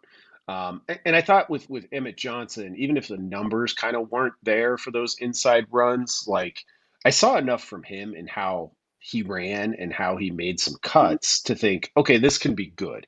Sure. And I think undeniably, when I look at the offensive line, you'd rather run behind those interior 3 than the tackles right now. Not that the tackles were bad necessarily. It's just a little bit more unsorted there at this early stage. And Nebraska has this opportunity this week and probably next week to kind of work on some of those things. Sure. So we'll see where they get to. Zone running is a staple of kind of those guys that come from the air raid tree. And if Nebraska has its choice, I think it would probably prefer to be better inside than outside, just because there's a little bit less risk with a more direct line. So we'll see if they can get there, because I think they should be able to improve that. What do we make of the linebacker play in game 1? I mean, Vincent Shavers kind of showed, I think, why we all regarded him pretty highly coming in. He's a guy who's consistently around the ball and forced the fumble, had the big hit, and you hope whatever kind of lingering injury he's dealing with, improves. He was obviously healthy enough to play, but let's see what that looks like at 100%. Watson Trent, I thought, is a really reliable player. That's why he's there. It's a step up from the Sun Belt, and I'm a guy who particularly loves the Sun Belt, so I don't say that lightly. But linebacker play, it was okay without that defensive line that Nebraska had last year, and really the year before it too. At this point, that linebacker spot comes into clearer focus of, oh, those guys need to be really good, and Nebraska did okay there for a game one, but I do think they need to be a bit better at that spot. I'm trying to go through my notebook to find it, but I want to find the specific snap for you, so maybe you can watch it. Talking about Watson Trent, right? He had I think it was around the first quarter, it might have been the second drive for the defense. He had a play where he didn't look particularly good. It just was not a good rep for him. He gets taken out of the game, and he doesn't get replaced with a linebacker. He, in fact, gets replaced with Donovan Jones, number 37, the DB. He comes in, and Jones gets a tackle. Probably one of the better run-fit plays that we've seen from that back end, filling those holes against Cincinnati. Do you think that's something that we could see more of Donovan Jones, who was a safety, then they seemed like they move him back to corner, and then yesterday you got John Butler saying, hey, we just got to get our best guys out there. Do you think we might be able to see more 6 defensive back Donovan Jones personnels on this defense? Yeah, I certainly think it's possible. And some of that will be based on opponent. You might not want to try it against Michigan in a couple of weeks, but for other opponents, it makes sense. And I mean, and that's kind of where college football is at defensively right now. We started the segment, and I wrote about it on Monday, talking about explosive plays. They were down across college football. We can look at that Ohio State Texas game or any of the others. They were all kind of like right around or under 20 points, or in a similar range to Nebraska Cincinnati in terms of some of those high profile games. So it's only 1 week of data, but it is interesting to consider of, are we sort of bridging into a new era of college football? Because I think, Sure. as Gary kind of mentioned, like, the days where, you just assumed everything was going to be like 38-35 or whatever. Maybe those numbers aren't realistic anymore. It's possible. I want to see more of this season before making that determination. But it's kind of interesting to consider where, Matt Rule said Monday, he kind of goes in expecting every game to be 17-16. And my gut reaction to that was like, well, you're going to have a tough time winning a lot of games that way. Like basically Iowa does it, and that's about it. But if that's where college football, if the road is kind of rising up to meet him a little bit in terms of trends in college football, maybe it ends up being not so poorly timed. I think we should ask Emmett Johnson. You were cool with 69 snaps because he probably was like, yeah, I love 32 touches. But the next 2 weeks, after all of the discussion about where's RB2, what do you think that position looks like? How Nebraska manages it the next 2 weeks, where if Emmett Johnson is playing all but one snap, we're going to be really concerned. Yeah, I mean, so we got a pretty clear statement on that from Rule, and then Holgerson kind of backed that up with, yeah, we've discussed it, and we're on the same page here in terms of that. But against in these next 2 home games for Nebraska, which like I try to be really careful with like respecting programs and what they are on their own merits, but like Nebraska's a 35-point favorite. It's the biggest I think since Fordham in 2021 or whatever year that was. So one of the things that'll be telling to me in this game is where I got surprised with Emmett Johnson was like he'd have a good run on first, and maybe they'd go back to him on second. That's kind of that classic spot where it's like, okay, nice job, let's give you a breather. No, they didn't. They went back to him again. So it's those types of runs where I'm like, if Nebraska's really making an effort to get some of those other guys involved, that's where you see Nelson and Mosey. I think, not just in garbage time, but on those type of runs, if Nebraska indeed gets to garbage time. So we'll see what that looks like. But it was clear to, I think, everyone watching, including the head coach, that that's just not a sustainable load over a 12-game season in the Big Ten. When I was taking finals, right, for classes, my dad would say, "Hey, you need a B to pass the final." I'd be like, "Yeah, I need a B to pass final, pass class." He goes, "Well, shoot for an A. Study like you're going to get an A, and then you'll fall back and you'll get a B." Does the 17 to 16 comment kind of feel that way? Like I don't know. Are you a little turned off by the whole we're trying to win every game by 1 point, as opposed to maybe a Kurt Signetti attitude of we're going to try and kick everybody's butt every time we step on the field? Yeah, I mean, I can see what you're saying with it kind of like sets the bar of. I mean, it was telling to me because I had just written that morning about, or for that morning, about the explosive plays and how Nebraska's lack of points probably puts a limit on how high it can go based on what we've seen so far.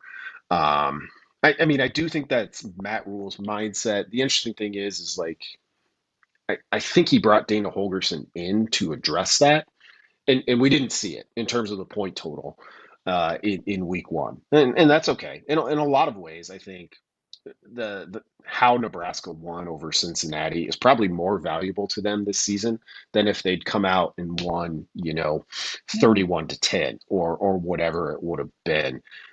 When you think about the program's past and like the questions that all of us and then the coaches are getting asked about that week one performance, it's probably good for them in the long run. And it feels a little bit like a luxury to be here at 1-0 and to be able to talk about that, because so often that hasn't been the case of, yeah, you got out of there with a win, but the issues were clear. It was just the issues were clear. And oh, by the way, you lost in heartbreaking fashion.